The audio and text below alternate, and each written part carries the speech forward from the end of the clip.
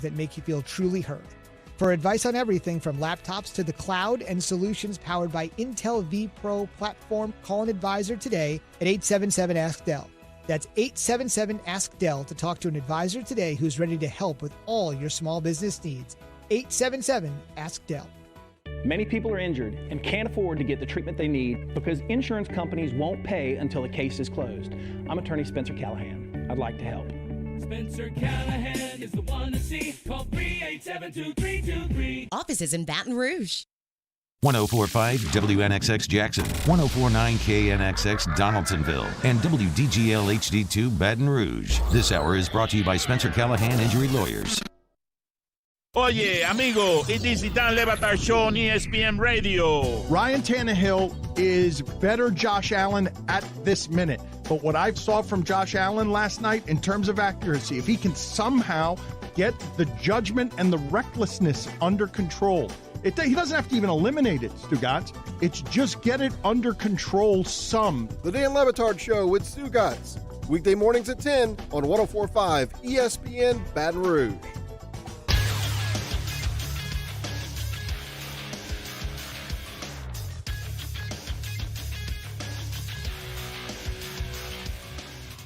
Good morning, everyone. It's 7 a.m. on Friday, October 23rd. Today in Baton Rouge, expect to see scattered thunderstorms with a high of 84. Coming up today on Off the Bench, presented by All-Star Toyota, Hunt Palmer of the LSU Sports Radio Network joins us at 7:30. SEC Network analyst Cole Kublik stops by at 8:30. Marlon Favorite from the LSU Sports Radio Network will be here at 9, and we have the D-Generation Dome at 9:30. Follow today's show on Twitter or Instagram at OTB_ESPN. Watch the show live over at the 104.5 ESPN YouTube channel. Interact inside the Bayou Ford chat. And make sure to subscribe to the Off the Bench and the Off the Bench Overtime YouTube channels. Set your notifications. New content is posted there daily. Hour number 1 of Off the Bench starts right now.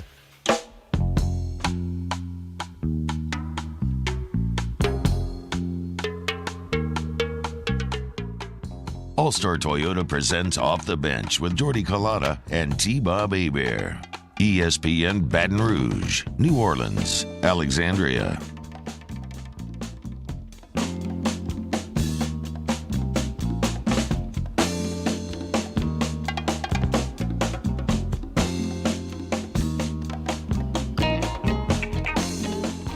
At it Off the Bench, Friday edition here, 104.5 ESPN Baton Rouge, 100.3 ESPN Radio down in New Orleans, 94.7 ESPN Alexandria. We are online at 104.5ESPN.com.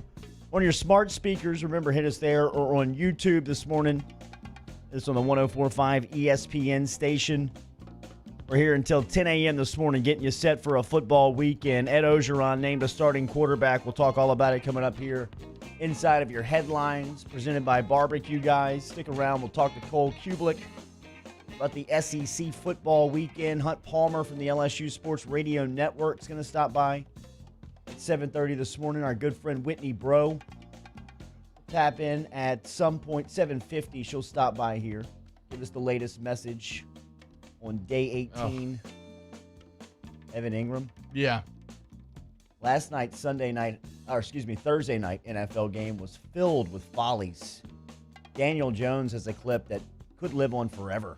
A couple of playoff teams. A lot on line last night. Philadelphia staking their claim as NFC East Kings. Exciting stuff. No, everything was bad last night. Still watch it over the debate, though.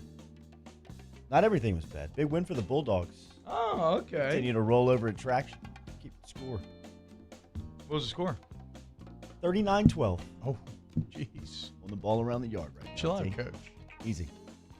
All right, stick around. We will talk LSU, South Carolina, as Ed Ogeron yesterday met with the media for the final time in game week as they go into Tiger Stadium, 6 o'clock. Tigers still favored here, 6.5-point favorites versus South Carolina coming up tomorrow. Remember, your action begins at 1 o'clock on Eagle 98.1, walking you all the way up until kickoff. Here are your headlines presented every day by Barbecue Guys.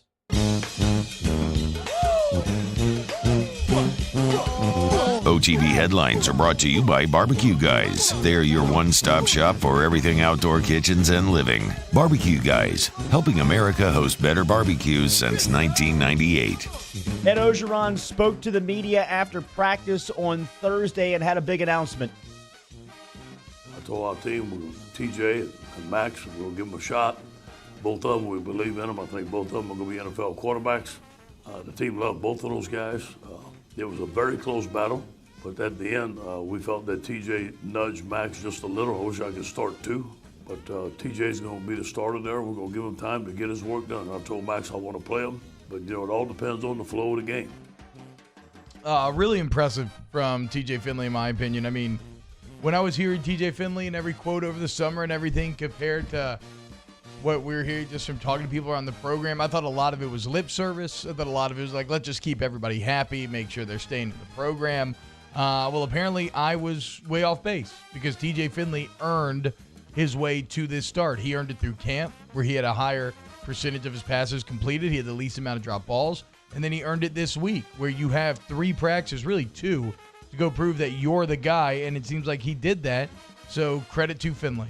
I would even go back the last couple of weeks. You could go back to the Mississippi State game when they thought they were going to have to make a quarterback change. They looked at Max Johnson warming up. The TV showed Johnson on the sidelines taking snaps. And then last week 2 weeks ago against Missouri, when Brennan took the big shot and they started warming up the backup, it was Max Johnson who was taking snaps. So Finley must have improved and gained this spot over the last couple of weeks. So compliments to him. Here's Orgeron talking about the improvement from the freshman out of Ponchatoula. Well, he lost some weight. He must have lost about 20 pounds, maybe more. He's got in great shape. TJ's a hard worker. He's very cerebral. He's always studying football. He's always had a cannon for an arm. It was more or less putting a little touch and more or less reading the defense and the accuracies. I think he's come a long way. Now, live bullets are going to be flying Saturday. They're going to come after him. Let's find out. But I do believe he'll do well. Yeah, I mean, if nothing else, you can make yourself feel a bit better by the fact that this job was not handed to anyone because you didn't have anybody else, or it was not handed to someone because they liked him more. Like, he earned this through his play on the field. Now there is a big difference between practice and a game. And also, when you're talking about practicing against LSU's defense, who knows how good they could be this year, right? So, I'm not saying he's going to kick ass on Saturday. We'll get into that. But still, regardless of what happens tomorrow, congratulations to TJ Finley. When opportunity presented itself, he made the most of it, and he now gets to log a start as an LSU quarterback as a true freshman for what? This is the 8th time in school history. I read this morning in The Advocate, LSU's 3-4 in such games. One more from Orgeron talking about his team going into tomorrow. I think we'll play lights out. I really think we're going to play our best game. You can feel the energy in the office. I feel the energy in the meetings. I see the corrections being made. Today, the defense was barking out singles, had fired up and fitting the run. I thought our offense was clicking today good. So I feel good about the way our team has practiced this week. Now, obviously, we got to do it on Saturday night. Another Rabs nugget that would support what Coach O was talking about there. The Tigers are 11-0 in the Orgeron era when following a loss, winning those games by an average of 17 points. Big spot tomorrow, 6 o'clock kickoff between LSU and South Carolina. Tigers favored by 6.5. We'll talk all about it coming up here on OTB. Driven and powered by All-Star Toyota. Hunt Palmer, 7:30. Cole Kublik at 8:30 this morning. Big Ten returns to football tonight as Illinois will take on Wisconsin. Wisconsin hosting the Fighting Illini and favored by 19.5. Biggest matchup of the weekend is number 18 Michigan taking on number 21 Minnesota. Hell yeah, with the dude. little brown jug on the line. Let's go. Gophers opened up at 3-point favorites. The line has swung to Michigan minus 3.5. Something stinky in the Michigan-Minnesota matchup. We'll talk to Cole, I guess. We're gonna. Yeah, Cole. If anybody could break it down, absolutely. I'm guessing Cole could break it down. I'm he's just not boxed excited. into the SEC. I see some people that are reacting a little like, oh, it's about time. We're like, I don't care about the Big Ten now. But like, no, I'm very happy, man. I think if you're a college football fan, these are the big brand names that feel like college football. Watching, like, even a game tomorrow, like Ohio State, Nebraska, right? Not going to be close, but a couple of sexy names there. I want to see how good Ohio State is. Yes, that's the main thing, right? I want to know because Georgia can't stand up to Alabama's offense, obviously. Like, Ohio State's kind of like the Galaxy's last hope for somebody stopping Waddle and Mac Jones in that Alabama offense. Najee Harris, whatever. Yeah, you know. The New Orleans Saints wide receiver Mike Thomas' status is in doubt yet again in Week 7 for yet another reason. Thomas did not practice Thursday after being limited on Wednesday with a new hamstring injury that appeared for the first time on this week's injury report. Saints coach Sean Payton has not offered any specifics on Thomas's injury, but it is possible that the star wide receiver could miss his 5th straight game after suffering a high ankle sprain in week 1 and then being benched for team disciplinary action in Week 5. Danny, give him the mic. Where's your head at, man? The Dodgers lost. Now Mike Thomas is maybe missing Sunday. How are you feeling right now? It's definitely frustrating with Michael Thomas. I feel like we always feel like he's coming back, and then it's like another injury pops up or like some disciplinary. Where he like sucker punches a teammate. It's like, You can call it a sucker punch. Hey, I love you, Mikey T. My bad. Yeah, I didn't call it a sucker punch. Jordy did. No, I didn't. I still love you, Mikey Wasn't T. me, it was Underhill. He went out of his way to Yeah, not right. say sucker punch. You just for guys the can call it a record. sucker punch. I am not calling it a sucker He punch. was like, hey, he hit his teammate when he wasn't looking. Whatever. It doesn't matter. I don't even care. So I love Mike Thomas. I think he will solve all the Saints' offensive problems. I just hope that he can play Sunday in a game against the Panthers. That means a lot for the NFC South, but also means a lot just for like Sean Payton versus Joe Brady and Teddy Bridgewater. Narratively, there's a lot of threads that you can really get behind in the Dome on Sunday. Sean Payton was talking about his background with Carolina head coach Matt Rule. The thing I mentioned, I think I mentioned it to you guys, was a handful of weeks before he got hired. Their team was preparing here. They practiced over here one day, had a chance to visit with him, meet him, and then briefly talk to the team. He did a fantastic job at Baylor, and especially under the circumstances of going there, and I mean, it was real impressive. And then after that, I can't recall if it was 2-3 weeks or how much longer, but shortly thereafter, he's a head coach in our division. But I've heard nothing but great things about him, and already you can see how his team's playing. It's pretty impressive. Sneaky. Matt Rule getting a little behind enemy lines action before he heads over to Carolina. I mean, whatever. I guess Joe Brady could tell him anything about the operation that he could possibly want to know. Teddy Bridgewater. Yeah, yeah, exactly. Saints are favored by a touchdown here with a noon kickoff inside the Mercedes-Benz Superdome. As we said earlier this week, reported 3,000 fans will be in the dome for kickoff. Wow. Last night, NFL, Carson Wentz threw for 359 yards, and Daniel Jones created a folly that will live on forever as the Eagles rallied to beat the Giants 22-21. Jalen Mills had 4 stops and an interception last night. But if you're watching on YouTube, Daniel Jones is a hell of an athlete. I mean, look, man, he's a top 10 draft pick, and he is in the open field. Oh wait, last night. Hell of an athlete is an interesting way to start that highlight. I've heard nothing but athletic compliments. I'm about probably actually stereotyping because he just looks Daniel like Jones. a generic tall white guy. But I mean, like some of his teammates and just some of the things that I've read on things that he can do athletically, like dunking a basketball. He's supposedly like a really good multi-sport athlete. Okay, yeah, tennis coming up. Actually, you know what I mean? Probably everything about So that is last true. night, he is in the open. It is nothing but him and green grass and the paint right in front of him. Touchdown. He's staring at it on an NFL 87-yard field. touchdown. An 87-yard run, and he trips and falls on the 20-yard line. I mean, he starts stumbling around the 22. The 20 just reaches up and grabs him, and he face plants on the 12-yard line. And you can see his teammates kind of helping him up and laughing. I mean, he knows at that point that Twitter is just chewing him up and spitting him out. Oh, yeah, the memes are unbelievable. You know who to finish that run? Danny Etling.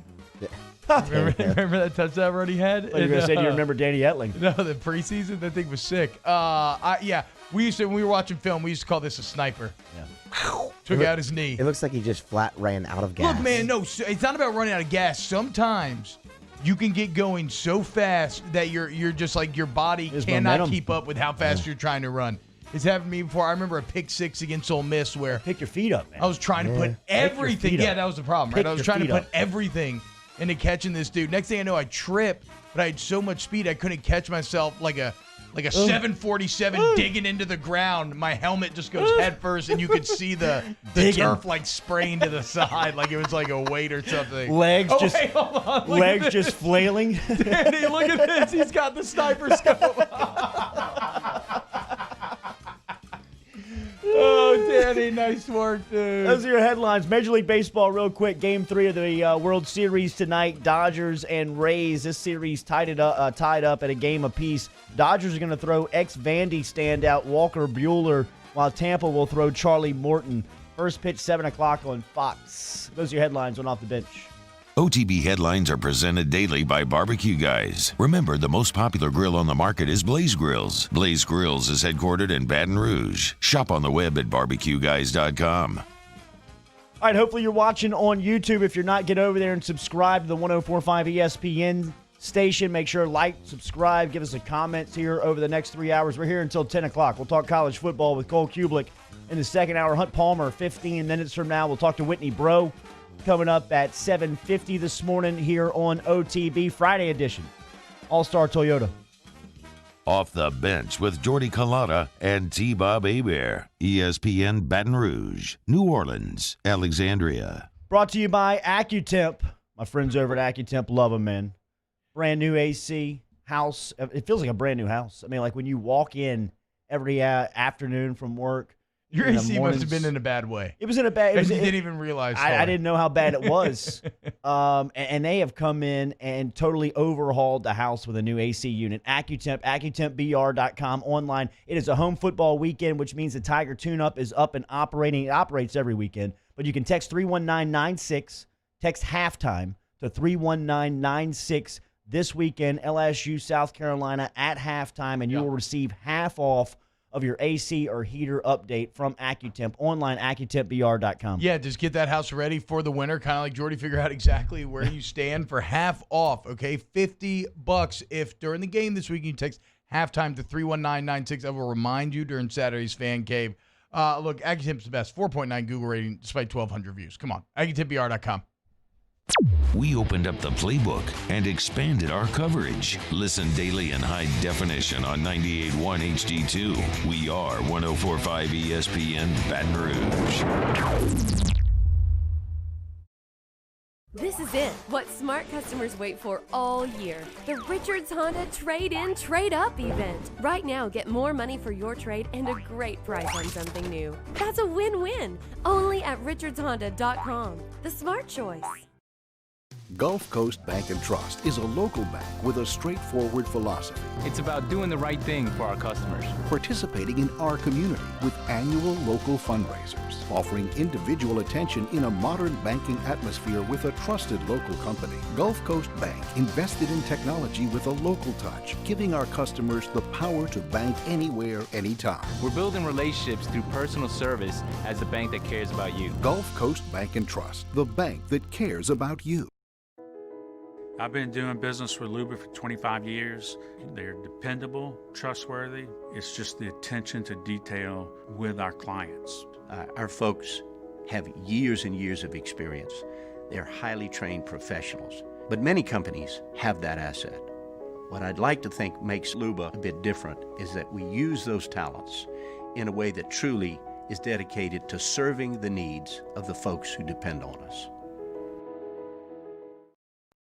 Oh, hey, what's up? It's Big D and Bubba, 100.7 The Tiger Morning Show. We'd love for you to join us every weekday, 4 a.m. till 9 a.m. Yeah, everything you want in a show. Country music. We got laughs. We got celebrity in-studio guests. We just need you. Join us every weekday morning, 4 a.m. to 9 a.m., right where it all started. That's right. Louisiana's country station, 100.7 The Tiger.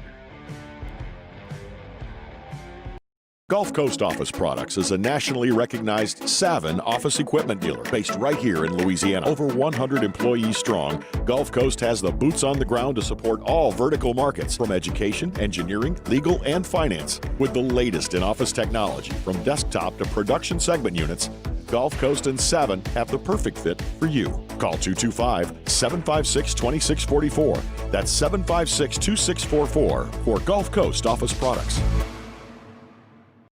Are you a licensed contractor? There's lots of good contractors in Louisiana doing work the right way, but unfortunately, too many unlicensed contractors are working outside the licensing requirements. Working as a contractor in Louisiana requires a license for the company doing the work. The Louisiana State Licensing Board for Contractors wants to help you get licensed to allow you to conduct work legally. It's not difficult to get the license. We can help you. Go to lacontractor.org for more information.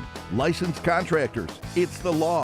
Upgrading your ride is as easy as richardshonda.com during the Trade-In, Trade-Up event. It's a once-a-year event with great prices on every vehicle in stock. So trade up today. Hey, it's Matt Moscona inviting you to join us for a Football Friday edition of AFR presented by Don Juan Cigar Bar. Phil Steele will be with us. The Riot Radio Hours, our celebrity guest picker. Join us 3 to 6, 104.5 ESPN Baton Rouge.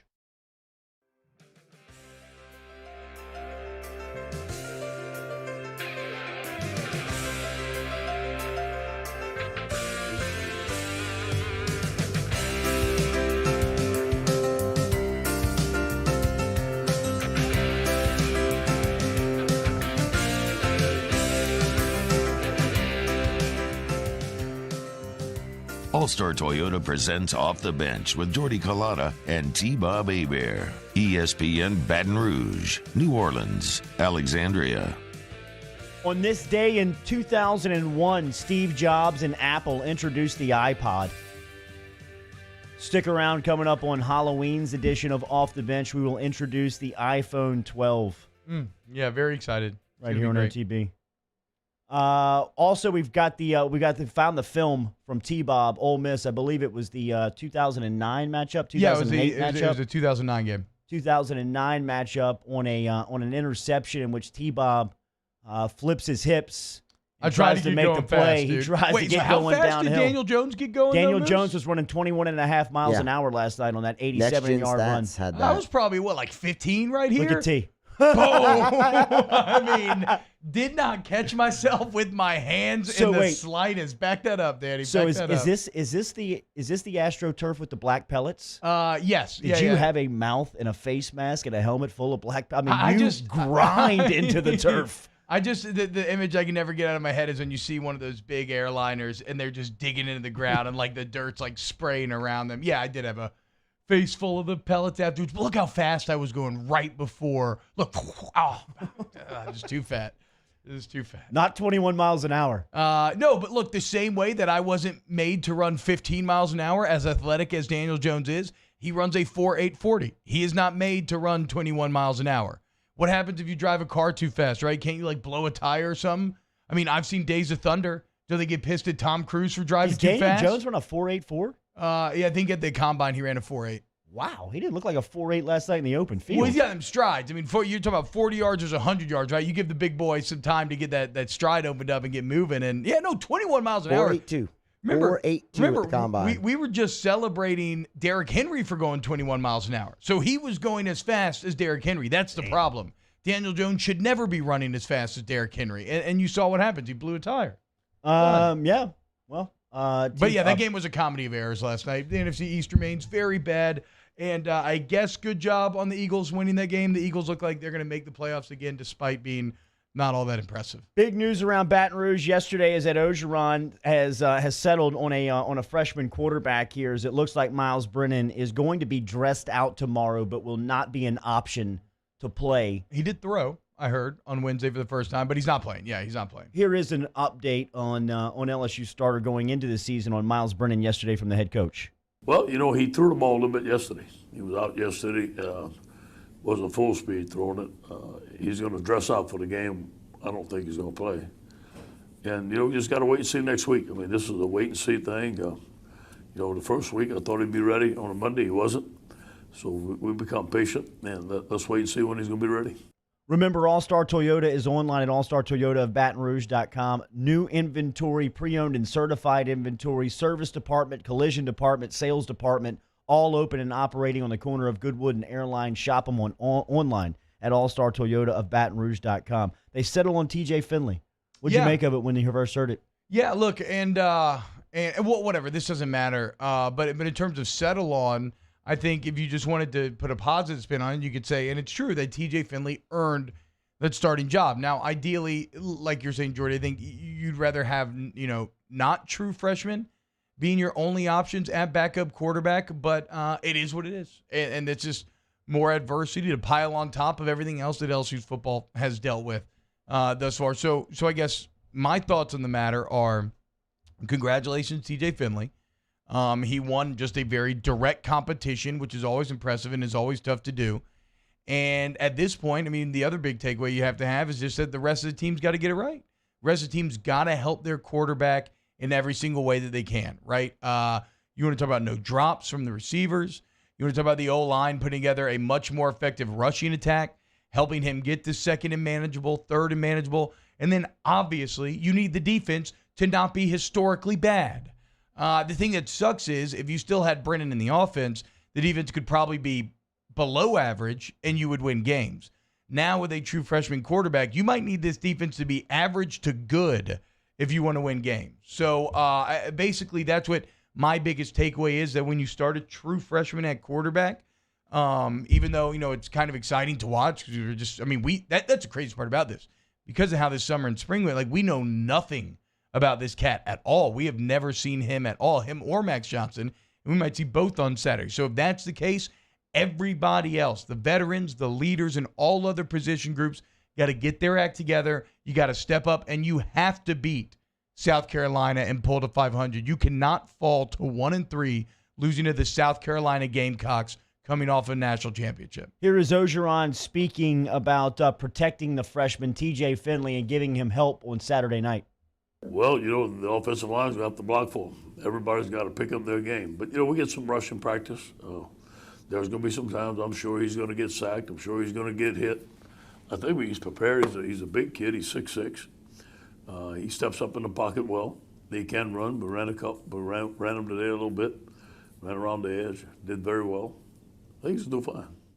One more from Ogeron speaking about the choice on quarterback. Yeah, it could have been the flip of a coin, honestly. That's how close it was.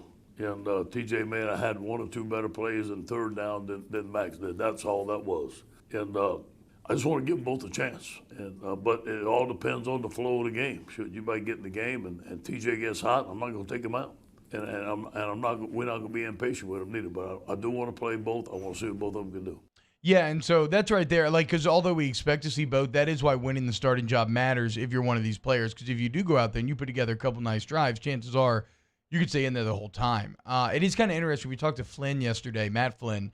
He thought that if it was him, he would actually prefer to put one guy in and stick with one guy so they find a rhythm. Obviously, Matt knows quarterback way more than I do, but I do kind of like this approach from Ogeron and company. Because if the guys are so close in practice, let the deciding factor be who handles the actual game reps better. Yeah, Flynn does know a ton about quarterback. He's forgotten about the position more than anybody does know. Did you get down to the bottom on why he's not his kid's quarterback with his flag football team? I think he just said that it would be like that Peyton Manning skit from SNL. He'd be throwing it too hard. He'd be getting mad at him, them not knowing what to do, screwing up. And yeah. So I mean, he seems to have zero interest in playing flag football quarterback. Lucky he's not on Colada's team. Yeah, no, I don't think that would fly with Coach Jordy. One more from Ogeron. Here he is talking about the team and how they feel about the quarterback position. Everybody's stepped up their game. And I told them everybody's got to step up. One man falls down, everybody's got to step up. I think they've become closer. I know that those guys do things off the field together, the receivers and the quarterbacks, and I think they've had a great week. So I think the closeness of our football team has grown this week. Yeah, look, he's saying everybody, and as we just said, yeah, receivers, the drop ball's been bad, maybe stop that. That's something that Finley was reportedly good at during camp. Lyman certainly got to run block better, but it's the defense. That's what everything boils down to. Bo Pelini has been an embarrassment of a hire thus far for $2 million, but that's the best part about football is that you control your own destiny, and he can fight back against that with a good performance this Saturday. He can sort of give you some confidence that it's not an abject disaster. And if you're these defensive players, you want to start putting better tape out there. You're a guy that's thinking about the NFL in your future. Like this Saturday is where that begins. And this is a South Carolina matchup, again, that is not bad for you because it's a more old school offense, more pro style offense. Your 4-3 defense that you've been working on, even super simplified, maybe even more so super simplified, should do well against this South Carolina offense. One more from Ogeron speaking about how Max Johnson handled the news that TJ Finley was getting the nod. Max took it like a man. He was fine. Him and TJ are friends. But I told him I have to disappoint one of you. I recruited both of you. I wish I could start both of them. And it was a hard decision, man. I'm telling you, it was really close. We could have went either way with it. So he's fine with it. And but I did tell him, hey, just because TJ is starting right now, that doesn't mean Max is not going to do a better job. If Max does a better job and Miles Brennan's hurt next week, he's going to start. It's all about competition.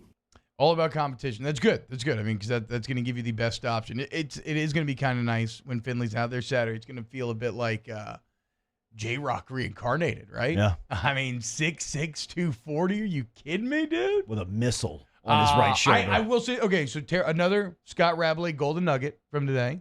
Terrace Marshall, 12 touchdowns the last 6 games. We all know what he can do as a deep threat. I am very excited to watch TJ Finley launch a deep ball to Terrace Marshall. We'll talk to Hunt Palmer from the LSU Sports Radio Network, get his thoughts on Finley under center tomorrow and what he expects from LSU as they take on South Carolina in Tiger Stadium. 6 o'clock. Remember, all your pregame coverage begins on the LSU flagship Eagle 98.1 tomorrow, 1 o'clock. Charlie Hannegriff and me side by side for 3 hours, and then we'll hand it off to Hunt and the gang. That'll walk you up until kickoff. Post-game going on. We got whiskey and wine from Don Juan Cigar Bar. Full day of coverage of LSU South Carolina. It's rolling on here on Off the Bench, driven and powered by All-Star Toyota. Off the Bench with Kalana and T-Bob. Go Roof, residential and commercial roofing and repair is over at Go Roof. GEAUX roof.com is where you can find them online or call the boys at 927-8300. Remember, if you're listening to this and you're in Baton Rouge, Hammond, New Orleans, Lafayette, surrounding areas, you can get in touch with Go Roof for their services today. 927-8300. Doesn't matter if it's a residential roof, a commercial roof, or even just a small repair to a roof. Go Roof can help you this morning online. GEAUXroof.com. GEAUXroof.com, 927-8300, 927-8300.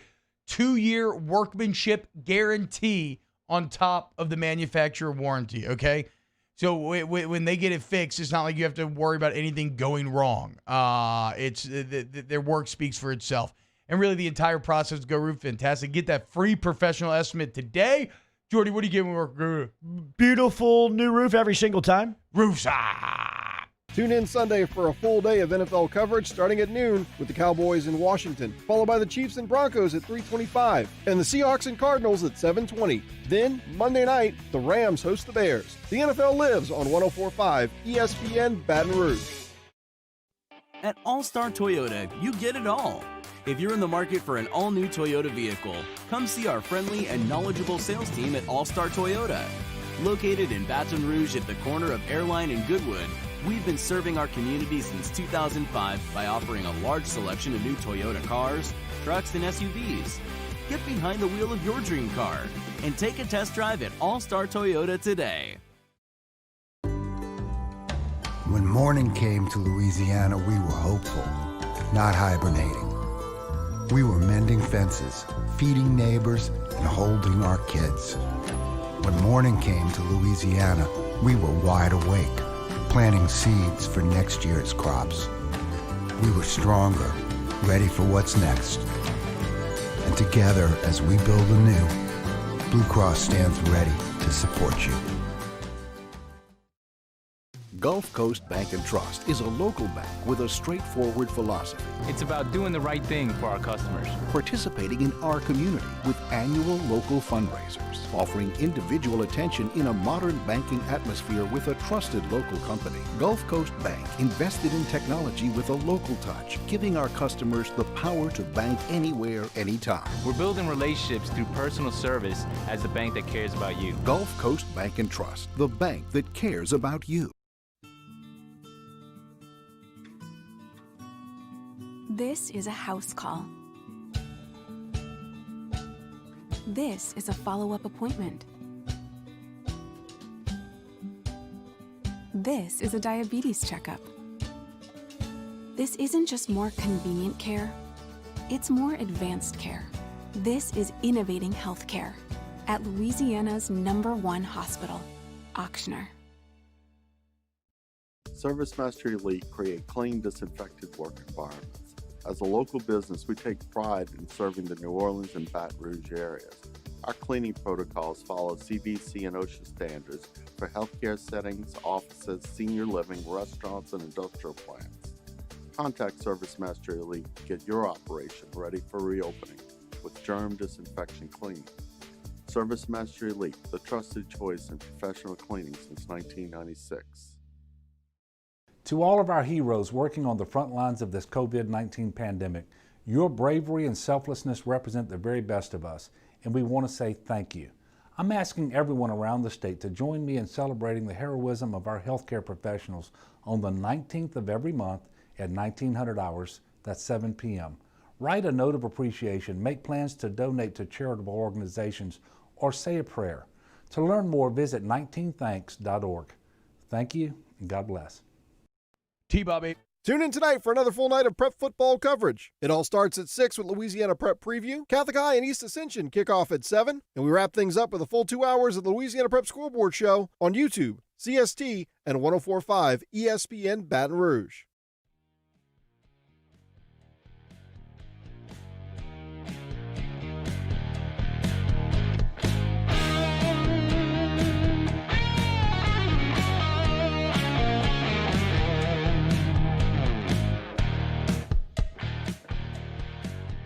All-Star Toyota presents Off the Bench with Jordy Collada and T-Bob Hebert. ESPN Baton Rouge, New Orleans, Alexandria.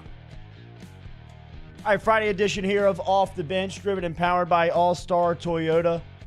Stick around, we'll talk college football slate with Cole Kublik.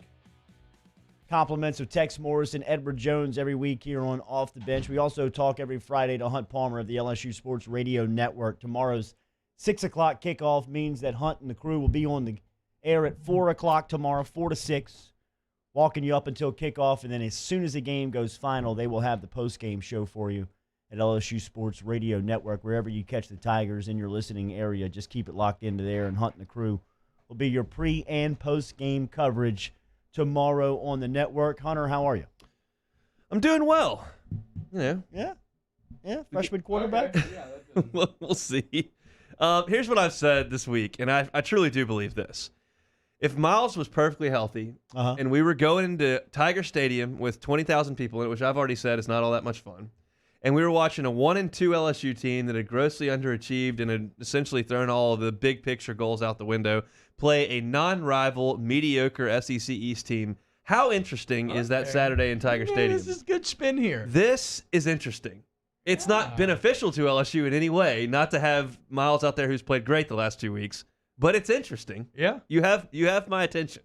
Yeah, I mean, think about it. It's kind of like a Hunt now. If we're just going to run with this, I mean, have you ever had a situation or seen a situation where we'll be seeing players that we have seen so little of, right? It's not even like a normal freshman starting where maybe we saw him at a spring game or we got to go to a couple practices. Like, we have never seen these cats. Yeah, he's a tall guy, and you want to check out some highlights on YouTube from Ponchatoula, you can do that, and that's about all we got. Hey, then Ponchatoula numbers are beast, though. In 3 years, I think he threw for what, like 61 touchdowns? And look, Jordy, we talked about this in early September, maybe. Like, all the buzz in camp was on Max Johnson. All of it. So, to me, it's far more likely. Now, they can say whatever they want. We're not there to look at it, but it's off the record stuff. Like, so it's not like they should be making a ton of it up. It's very likely that Finley caught him as opposed to Max Johnson was awesome for 3 weeks in August and then went to practice and just stunk for 3 weeks. Well, also, Hunt, remember, I mean, I feel like the buzz with Johnson, too, was kind of even like spring and summer. And then you look at Finley's path showing up at 260, now down to 240. I just think Johnson probably showed up more ready. They have 3 spring practices in which maybe Johnson looked better, and they're like, oh, we really like this kid. And then as time goes on, Finley gets into the program. He's losing weight. He has a good camp. And really, yeah, if you just look at the trajectory, it seems like he earned it through the practice field, which is exactly where it should be. What about the fact that Finley's skill set's closer to Brennan's than Johnson's is? Does he put anything to a little bit of continuity there? I mean, like, you know, Miles is not really a running threat, neither is Finley. They're big arm guys, and the offense kind of stays more so the same. See, to me, they were still trying to almost force feed some of the zone read concepts with Miles, in which he was feeling very uncomfortable doing. You could see. I mean, he just gives the ball every time. Well, and his skill set, he can't run. He can't run away from anybody. And it's not always a zone read. It's a lot of just like basic zone where now they're blocking that backside defensive end. But yeah, that's not exactly the most effective running play, especially when it's kind of the only running play that you run. So I still think they're trying to find themselves of who they are and who they want to be offensively. And I agree with you. From what they've been running and what they've trimmed down to over the last 2 weeks. I thought Missouri was as good a play calling to go along with your skill set and really fit to the comfort level of that quarterback position over the first 3 weeks. I think that TJ Finley fits more into that mold of what they've been calling the last couple of weeks or last couple of, and I think, at least last game out. Well, I think Brennan's been phenomenal the second game and third game, and they just flat quit running the ball against Missouri. Like, we can't really do that. Yeah. And then they tried at the end. Ed Ingram. That's what I keep going back to. No Ed Ingram killed their running game. Guard's the most important position of the running game, and Ed Ingram is the best lineman that you have. Yeah. And it's no disrespect to Turner, but the fall off from Ingram to Turner is a massive disparity. Well, and I'll just go ahead and throw this out there. We've got a segment, Keys of the Game, and I won't even hesitate on what it is for tomorrow. It's LSU's offensive line.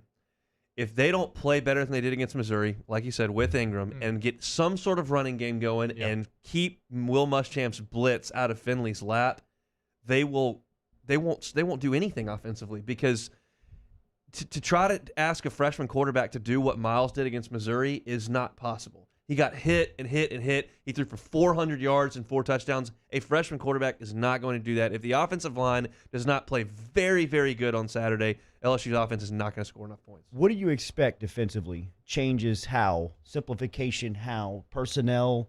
Less scheme? Less calls? What do you think? So I try to stay in my lane and not talk about stuff that I just don't know anything about. Yeah. And I don't know anything about X and O's on defense or how the play call gets from the headset to the sideline, to the players, to the entire field. I don't know that. But what I do know is when I'm sitting there watching the TV copy and Todd Harris jumps an out route, and on the same play, your Elias Ricks bails to the sideline, opens his hips, and watch a guy run 40 yards down the field thinking he's got help and there's nobody there, I know that they're running two different defenses. So that's very obvious that whatever's being called is not getting to everyone on the field. That's obvious. And so they can fix that in 2 weeks with hand singles, hick singles, throwing things out, and just doing what you're good at. So I think they'll fix that. My concern is that they've just been terrible against the run for 2 weeks. I mean, Vanderbilt for 180, and then Missouri for 9 yards a carry whenever they wanted it. If you can't do a better job against the run, people just won't stop running it, and you'll never stop anybody. Yeah, I think that, look, it does kind of feel like a final stand. I know we're so early on in the season, but it's like if the defense can't pass, if they can't pass this test with 2 weeks to get ready against an offense that I think you match up well with. I mean, there's a reason why Vegas still has you favored in the way that you do. Like, if you look at the analytics, right, the S&P Plus that Bill Connolly does, which is a fantastic metric that he's developed over the years. So trying to predict what's going to happen. It's not 100% right, but it tries to just predict. They have LSU as an 11-point favorite. Why? Because the math can't account for the bad coaching thus far dragging the talent down. Like, they know that LSU should be better than they have been defensively by a mile. So if you can't get it right with 2 weeks, remember, Ogeron said they started getting ready for South Carolina last Wednesday. If you can't get it right with 2 weeks against this offense, then I see no hope going forward. So this is a last stand. And let me talk about the South Carolina offense a little bit. You look at the scores against the teams they play, and you go, okay, they moved the ball a little bit. Okay, wait a second. Kyle Trask coughs the ball up at right about midfield on a read option. He just gets hit and fumbles, and South Carolina takes it in 50 yards for a touchdown. Trask throws a pick, short field. South Carolina scores a touchdown. That's 2 of the 3 touchdowns they scored in that game. Then you go to Auburn. They had 3 touchdown drives set up by Bo Nix interceptions of 8 yards, 26 yards, and 50 yards. So that's a good job by their defense of forcing turnovers, but they're not driving 80 yards down the field. They're not making huge explosive plays in the passing game or the run game. They've got a running back in Harris that runs really hard. Hill is a fine quarterback with a pretty good arm, but they are capitalizing on short fields via the turnover the last 2 weeks. They've forced 7 turnovers in the last 3 games. Now you're starting a true freshman quarterback, and you would tend to think that he may turn it over a time or two. That's how South Carolina has feasted, and that's how their offense has got going. It's not a very good offense, and there's no reason for them to go up and down the field. Do we have any idea what so Ogeron's been alluding a lot to changing the guys on the line, right, both offensively and defensively. I think I heard some rumors of maybe Cam Wire start out there at left tackle. Do you then does Dare Rosenthal take like an interior backup position or something? But do y'all have any insight into what changes are taking place? Detillier said that on Matt's show, and I trust what he says in regards to what I was thinking and doing. So that wouldn't surprise me at all. His start was against Vanderbilt, and I think we've taken that entire game and just tossed it in the scrap bucket. Yeah. We could talk What about about the Vanderbilt's defensive offense, by line, the way. though? For them to put up 7 against this defense, woo, Coach Mason. So I think on the offensive front, if they see something that works better, I'll trust them. They shuffled the deck chairs pretty good last year and figured it out when people were going down. I'll trust them doing it I again this wonder time. what they could do on the defensive line because they talked about wanting more size out there. I don't know who exactly you could run in at defensive end. I heard Joseph Evans maybe getting more playing time again. But as you said, Hunt, if you're going to stop this South Carolina offense, you have to be better against the run. LSU's been horrendous there thus far. Has Apu Ika been around? No, remember, they said that they didn't play him against Mizzou because Bad practice. Yeah. Just straight up. How bad do you have to be? But, I mean, like, that's that's better. Coach, that's what I'm saying. Like, Josh White, Micah Baskerville, Jordan Tolles, Apu Ika. I mean, like, some of these guys that you heard about in preseason that the coaching staff, the head coach was telling you could play, and they go play defense like they have, and you wonder, how bad do they have to be behind you on the sidelines if you just don't turn around and say, give me a new face, get out there and make a play? Hester was running some stats off. Missouri was getting 5 yards before contact. Yeah. No, it was crazy. What? It was crazy. Missouri but see, stinks. okay, but this is the thing. Yes, the D-line was getting blown off the ball, but when it comes to the linebacker position, it was just the most passive play that I've ever seen. And my interpretation is that it's all due to the mental confusion. And so if you're wondering why these other cats aren't playing, if the older guys don't understand what to do, I can damn well sure guarantee you the younger guys don't. Now, the Apu Ika thing, that's weird. He had a good game against Vanderbilt. Yeah. He had a sack, he had a couple tackles. I love watching him make tackles. He's so big and fluffy and awesome looking. It looks great. Shout out to the big guys, Ika holding it down. So I don't know exactly what's going on there, but you're going to need a little more size. South Carolina has a fullback. He still play with an actual fullback on the field, so it feels like Ika has a role to play in this game, especially when I was talking about needing to get bigger up front. It might feel like Pelini in 2007 when he looks across and sees a fullback I formation running downhill at him. And it's Mike Bobo. It's who was at get Georgia. Ali Highsmith out there. I mean, wasn't Bobo at Georgia at the time? That's who recruited me. I'm pretty sure to Georgia back in the day, like in 06, 07 But time. this feels like one of those games that LSU wins. It's like they lose to Troy and then they go beat Florida. It's like there's still good players out there, and then as soon as everybody gives up on you, you realize, oh yeah, they still have the ability to make some plays. I think if Brennan plays in this game, they do win it. I think having a freshman quarterback makes things very tough, but as we said at the beginning, I do think it'll be interesting. So you guys are at TJ Ribs? We'll be tomorrow? at TJ Ribs at 4 o'clock, and if the first game's any indication, and I'm assuming this will be even less of an issue, I left 20 minutes before kickoff from TJ Ribs, drove right to my parking spot, walked in the stands with no line, and saw kickoff. Oh, that's kind of nice. I think it'll be easier tomorrow. So do I. I mean, there are tickets everywhere. So they're not even hitting the 25K? I wouldn't think so. I mean, I'm just going by the word on the street. I'm just going by the feel of the city. I'm just going by the messages that I'm getting. I mean, people are telling me that there are tickets available everywhere, and then every message that you hear, whether it's from an administrator or even Ogeron throughout the week, he is urging, He's been hammering that, pleading with the fan base to show up for some energy in the stadium. It's a blessing and it's a curse. And the blessing is last year you get put in a position where you're the talk of the country and you're the talk of the town, and everybody can't wait to get in there, and you've got the best environment in all of college football. But the other side of that is that this town, there's a part of the fan base that expects you to win championships, and that's when they're dialed in. This team is not winning any championships, and those people will check out. Have a good call. All right, guys. And See a you. good weekend. Hunt Palmer Later, checking Hunt. in from LSU Sports Radio Network. Whitney Bro next, showing off the bench. Saints coverage. Chiefs.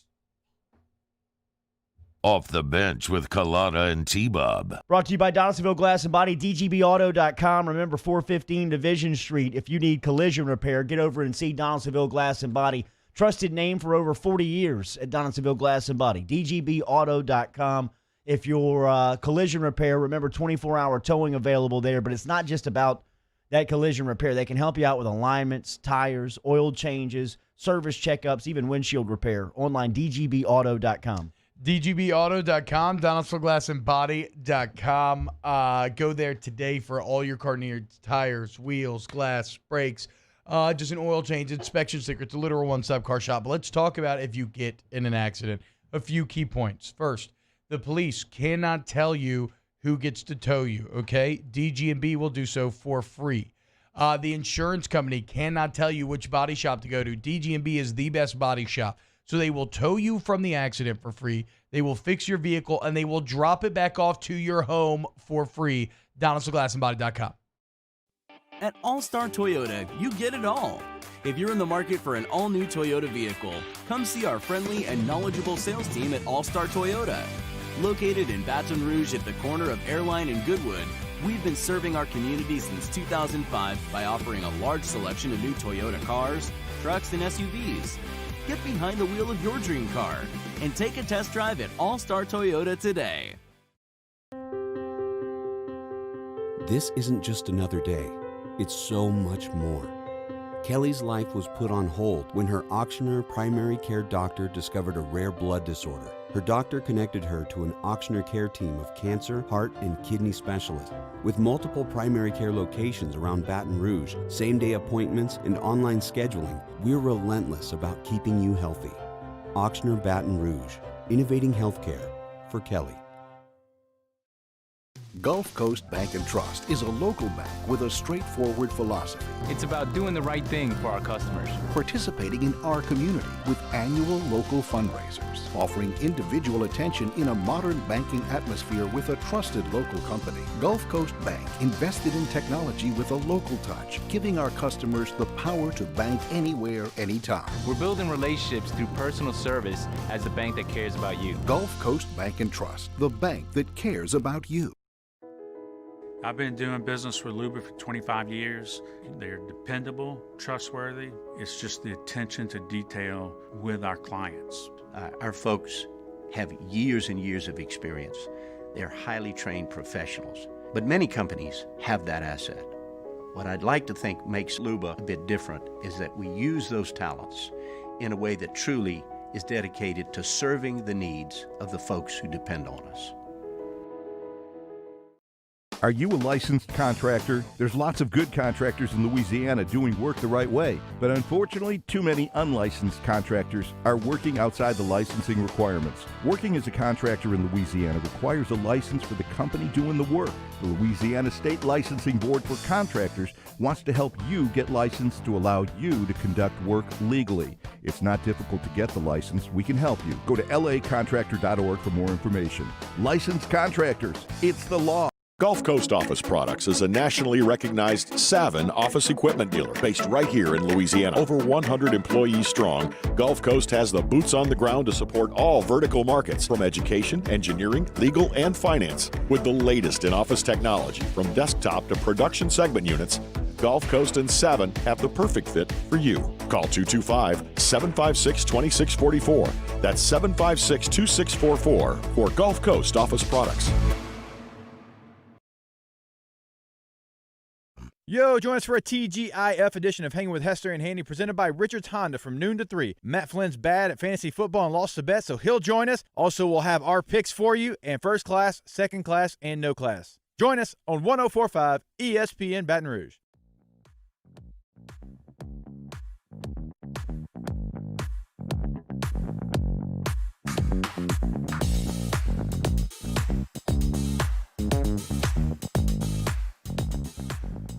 All-Star Toyota presents Off the Bench with Jordy Collada and T-Bob Hebert. ESPN Baton Rouge, New Orleans, Alexandria. All right, let's get into it. Day 18 campaign with our friend Whitney Bro. An update. Last 2 Fridays she's been here, back for a third, as it is Breast Cancer Awareness Month here in October, but this will live on here on OTB. Good morning, Whit. How are you? Doing good, guys. Good morning. Happy Friday. Absolutely. Success stories from the trail again here on a Friday morning to share with our listeners, right? You got that right. I mean, last Sunday, October 18th, will live on in my memory for a long time. Women from all around the country reached out and talked about how for the first time they performed self-breast exams. And one of those women was actually one of our listeners here on OTB. He actually heard our message the last 2 Fridays about the importance of performing that self-breast exam on the 18th day of the month, told his wife, and then told us about it. And it just goes to show how important it is that we share this information with the women that you love, and that we make it a habit. So I know October 18th is behind us, but guess what? November 18th is coming up. So we want to make sure everybody is keeping that monthly reminder in their phone. Shout out to Matt Smith, the listener here who brought that success story to Whitney. Yeah, I did the same thing with my wife. And if you didn't check on the 18th, you could check today and just put that reminder in for the 18th every single day. Whit, how are you feeling about the Tigers tomorrow against South Carolina? Look, I'm looking forward to it. I'm a big TJ Finley fan. I like his body size. I like the arm strength. I think that we're going to see something special and magical in Tiger Stadium on Saturday. I wish I could be there, but unfortunately, the docs are like, we need you to stay home a little longer, Whit. We don't want you to bust the stitch. So, still got to recover. Whit, new partnerships as well. I see you all over the place. Is there a local artist, Shelly Brown, that you're linking up with? Now, look, y'all know I love my Tigers, and I have become a huge fan of Roni the Tiger and what Shelly Brown has been doing. She's agreed to come on board to help us raise money for the Breast and GYN Pavilion at Women's Hospital. I can't rave about this place enough. I mean, I work in the healthcare industry and could have gone anywhere in the world for my treatment when I was diagnosed, and there's no place I'd rather be than Women's Hospital and the Mary Bird Perkins, Our Lady of the Lake Cancer Center that we have right here in town. And I said, what can we do to help? And so Shelly said that she's going to do a special edition Roni the Tiger. He's going to go pink for breast cancer awareness. We're going to be selling raffle tickets. All of those funds will go to support local women here in our community. We're actually going to pick the winner of the raffle on November 18th, live on Moscona Show in the afternoon. Excuse me? So we're excited to. I know. It's his relationship. Matt has something to do with this, with the art. I've seen Matt with this art around town. It's okay. You know what? Yes. It's such a positive message, Whitney. We'll let it slide, allow Whit. it. This We'll let it is slide. the only time But we'll I'm ever allow announcing that. it here. All right. Yes, that's fair. Right here with the guys that have a special place in my heart. So people got to follow us at Day 18 Campaign on Instagram, on Twitter. We're going to be pushing out a lot of information about how you can get your raffle ticket to support the local women here in our community. We love you. Have a great weekend. You too, guys. All right, there she is, That Whitney Bro. was some pro stuff by Whit right there. I mean, getting us out 15 seconds for the hour ends. Look at her. Make sure and follow him on social media. Day 18 Campaign. Whitney Bro, our friend here, back for another Friday. Hour 2 next. Off the bench with Kalata and T-Bob. Secure Shredding and Recycling brings you OTB Daily here. Remember, online at secureshreddingandrecycling.com. Spoke to Gaines Garrett yesterday, man. A lot of exciting things happen over at Secure Shredding and Recycling. They are a top business of LSU graduates and recognized as that over the last couple of years. They're going to be that again here coming up in 2020. Online, secureshreddingandrecycling.com. Your document destruction specialist. Remember, over at Secure Shredding and Recycling, a premier provider of document destruction services, individuals, businesses, nonprofit organizations, government agencies, it doesn't matter. All online, secureshreddingandrecycling.com. Secureshreddingandrecycling.com, secure shredding and what? Recycling.com. Yeah, I mean, Jordy just laid it all out for you, right? And what you have to understand is that ultimately they are a services business. So why wouldn't you want to work with the local guys? Where not only do you get a better rate, but you're not just a number on a spreadsheet. There's a relationship there. Convenience is the name of the game with Secure Shredding, secureshreddingrecycling.com.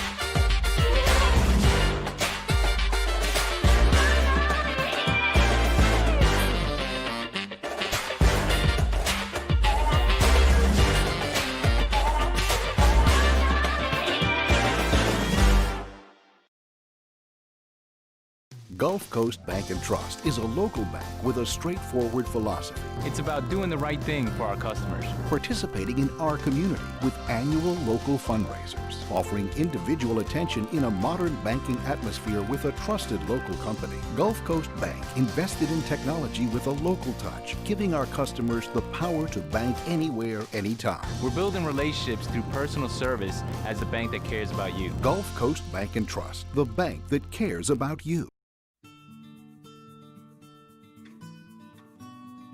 This is a house call. This is a follow-up appointment. This is a diabetes checkup. This isn't just more convenient care. It's more advanced care. This is innovating healthcare at Louisiana's #1 hospital, Ochsner. ServiceMaster Elite create clean, disinfected work environments. As a local business, we take pride in serving the New Orleans and Baton Rouge areas. Our cleaning protocols follow CDC and OSHA standards for healthcare settings, offices, senior living, restaurants, and industrial plants. Contact ServiceMaster Elite to get your operation ready for reopening with germ disinfection cleaning. ServiceMaster Elite, the trusted choice in professional cleaning since 1996. To all of our heroes working on the front lines of this COVID-19 pandemic, your bravery and selflessness represent the very best of us, and we want to say thank you. I'm asking everyone around the state to join me in celebrating the heroism of our healthcare professionals on the 19th of every month at 1900 hours, that's 7 p.m. Write a note of appreciation, make plans to donate to charitable organizations, or say a prayer. To learn more, visit 19thanks.org. Thank you, and God bless. T-Bob Hebert here with breaking news. Front to Back Boat Services is the shop to upgrade your boat tech this fall. With not one but two NMEA certified techs, who better to install your Panoptic sonar, your HD displays. You want to see the fish under the water before you even cast? They have that. Trolling motor you could control with your iPhone? They have that. So what are you waiting for? Get into Front to Back Boat Services right now. Upgrade your boat tech. Make your boating dreams come true. Front to Back Boat Services.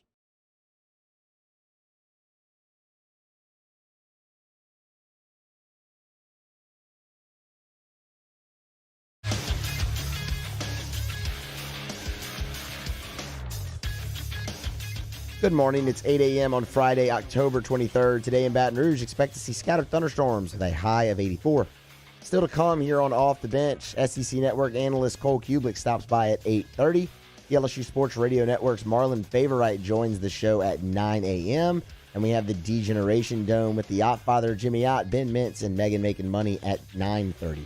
You can follow today's show on Twitter at OTB_ESPN. Watch the show live at the 1045 ESPN YouTube channel.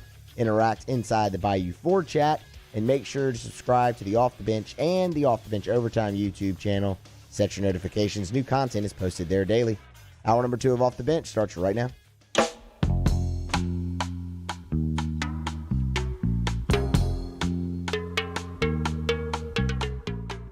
All-Star Toyota presents Off the Bench with Jordy Collada and T-Bob Hebert. ESPN Baton Rouge, New Orleans, Alexandria.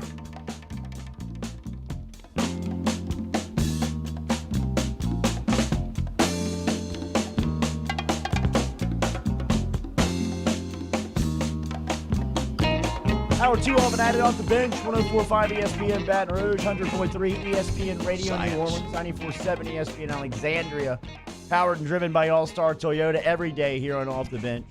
Should we do? How does Borat keep coming around? Well, how does he keep getting away with it? Nobody knows. No, have you I think seen that's what he did to Rudy Giuliani? So I have not seen the Giuliani stuff. I've seen the drama around it. I plan on watching the movie probably this weekend. Did you see that, Danny? I didn't see that. I mean, the first movie was hilarious. First off, he gets Giuliani into a isolated hotel room with a 15-year-old female that is interviewing him. The interview is going nowhere, but obviously he's a creepy old man talking to an attractive younger woman, so he was going to, kind of go anywhere here. And she leads him in. It ends in the bedroom with him laying down on the bed, tucking his shirt in, and the screenshot is Giuliani laying down on the bed with his hand down his pants. It's bad visual. With the girl, standing at the foot of the bed, and that's where Borat busts out of the closet.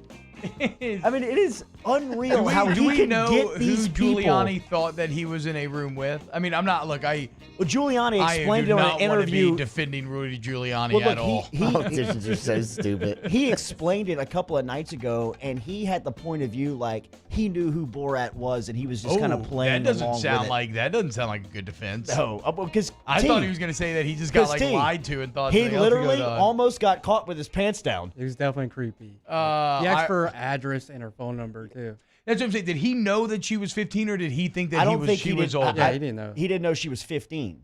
But He's still a creepy old man. He's an 80-year-old man talking to somebody that is a lot younger than him in a hotel room where there's some questions going on. Just the age gap in relationships. It's a lot of places nowadays. I mean, my own mother's with a Sure, much I can older relate. man. Yeah, I mean, I understand, but it ain't 50 years, bro. Yeah, 50 years is a long You know what I time. mean? 50 years is a long time. Like dude. it ain't 6 or 7 generations apart. So But my question was, I didn't want to go down this rabbit hole, but my question really is like, how does Borat continue to get away with it? I mean, like, he's done this now for almost 15 years. So at least in the preview, it looks like that's at least part of the movie where he's walking down like the sidewalk and people are like, "Oh my God, it's Borat," and they're like filming him and stuff, and he's trying to act like, "No, like don't film me." So I and then I think they start doing disguises after that. I mean, what was the show that he had on Showtime? Very political in nature, and granted, The Ali G show? No. A lot of that was on HBO back in the day, and that was just that had Ali G, Bruno, Borat. It was the origin of all those guys. No, this is a recent one where probably a lot of our listening audience didn't care for it because it kind of went after the right? But he would go undercover in these. Remember we played the clips from it where he's like at the town hall in Arizona and he's acting like they're building this giant mosque in this like incredibly conservative town. Yeah. No, he is a master. He's a master prankster.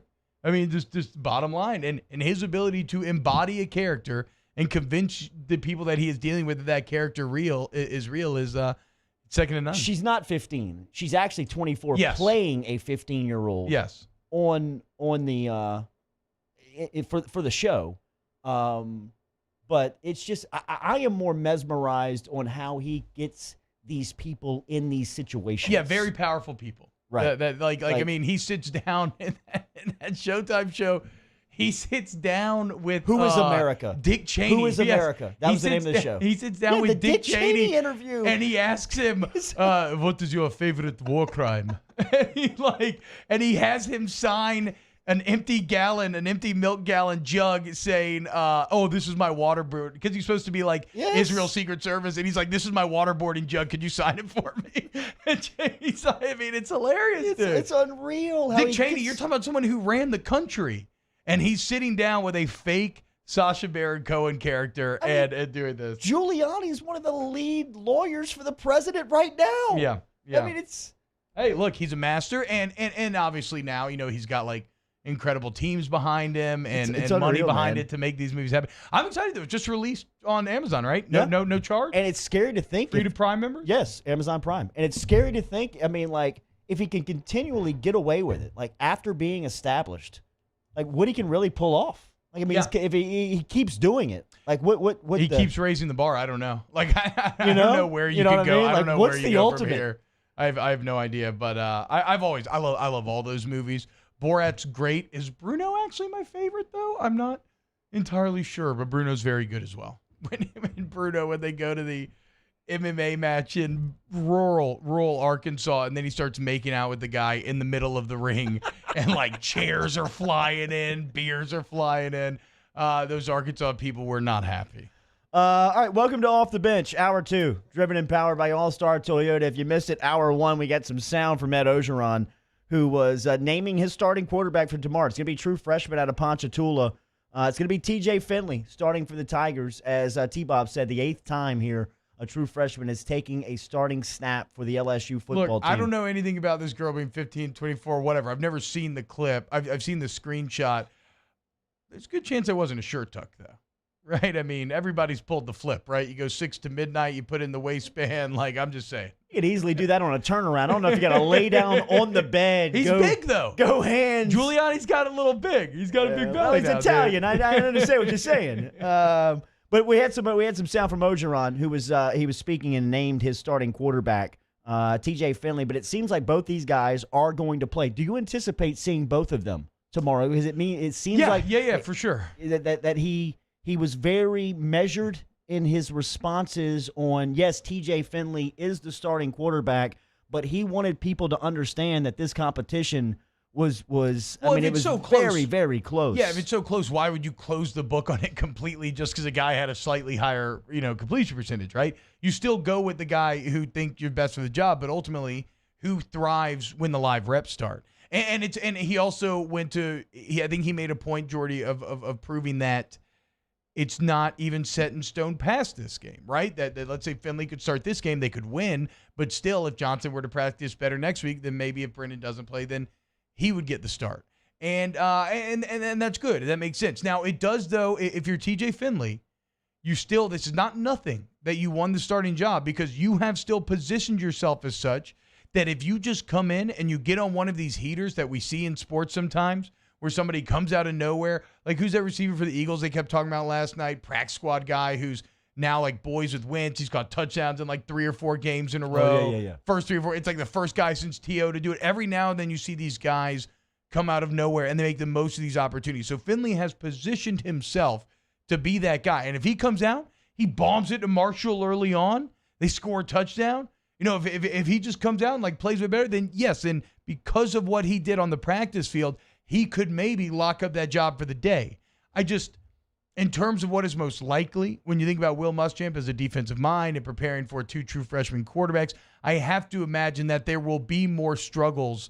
And so you will get a look at both guys. And again, I actually like the logic there. Although I am someone who normally at the quarterback position prefers one guy so they can get in a rhythm. There's so much unknown with these two that you don't want to close one door and not know what you have. So you want to try to it's a fact-finding mission this weekend, right? On top of being a must-win, you also isn't a must-win, right? That's a great question we can have. We probably overuse that term, but I don't know. I kind of feel like it. I can make a lot of arguments that this is, or as close as a South Carolina 4th game of the season could be to a must-win. So we shall see. But tomorrow, in some ways, is a fact-finding mission. What do you have at backup quarterback? And it also speaks to the future and to where both these guys have been during an incredibly weird offseason, right? They enroll early.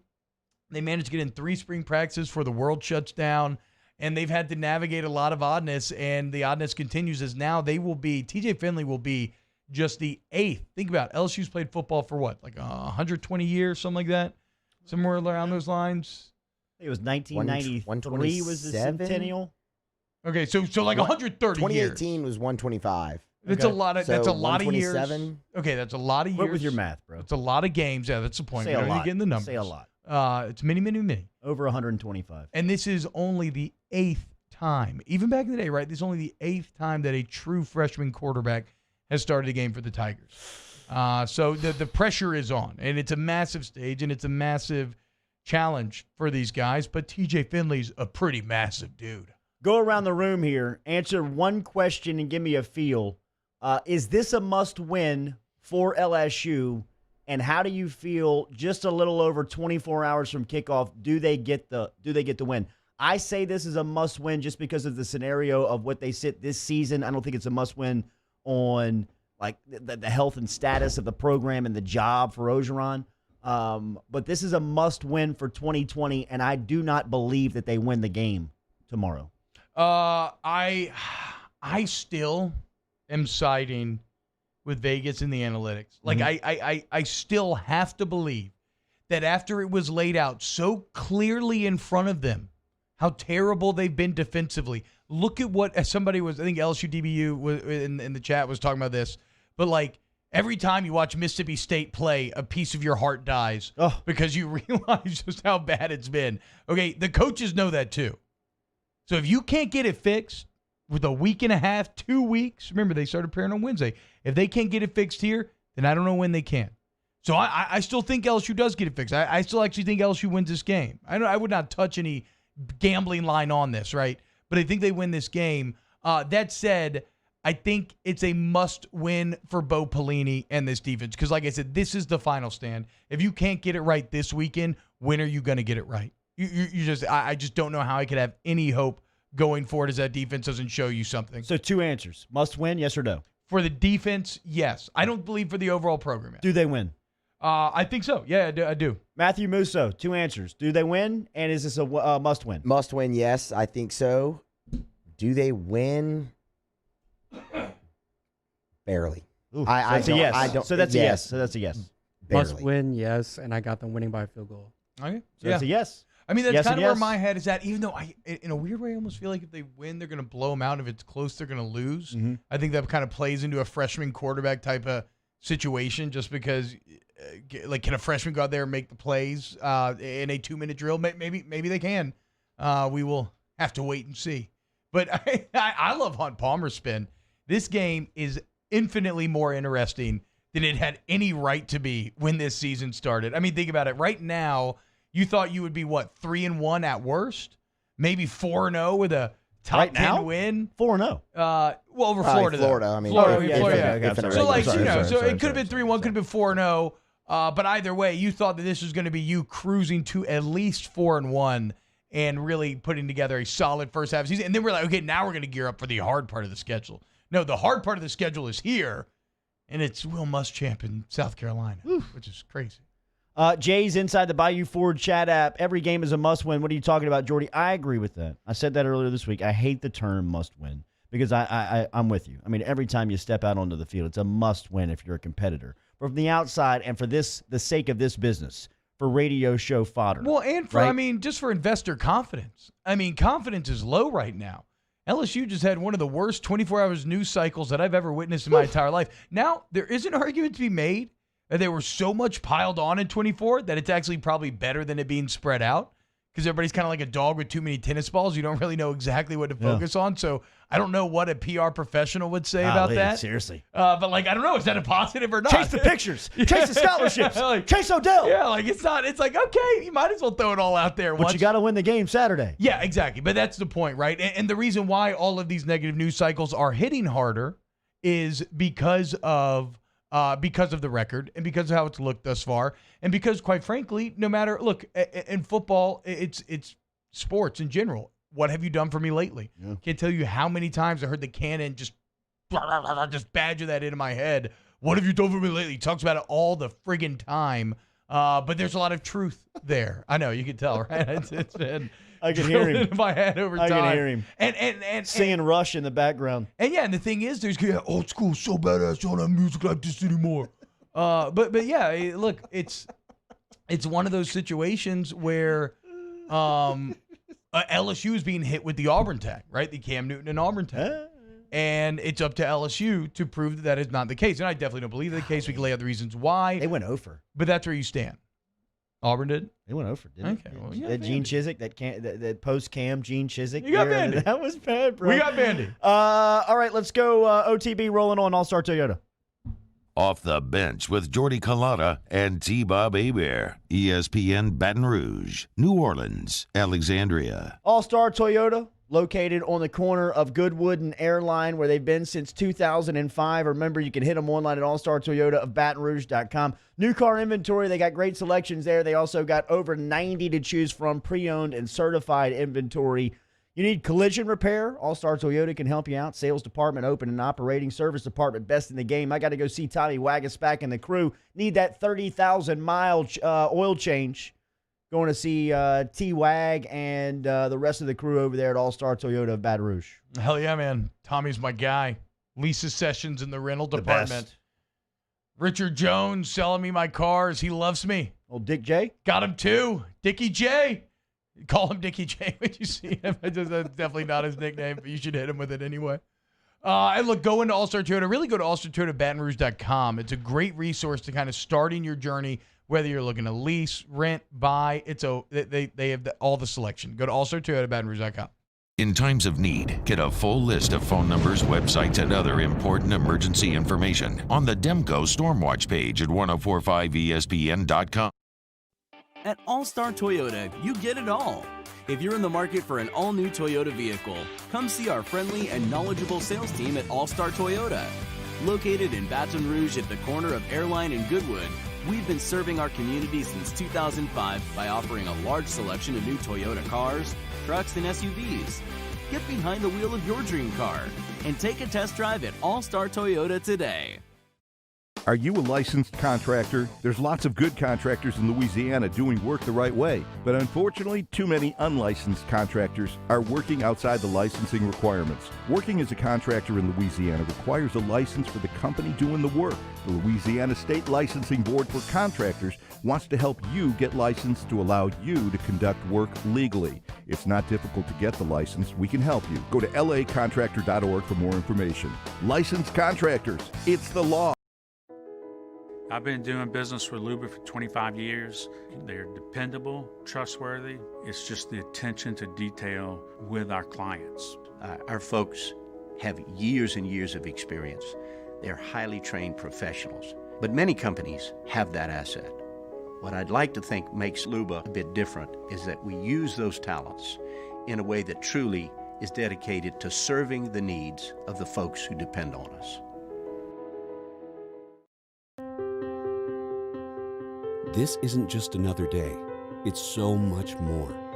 Kelly's life was put on hold when her auctioneer primary care doctor discovered a rare blood disorder. Her doctor connected her to an auctioneer care team of cancer, heart, and kidney specialists.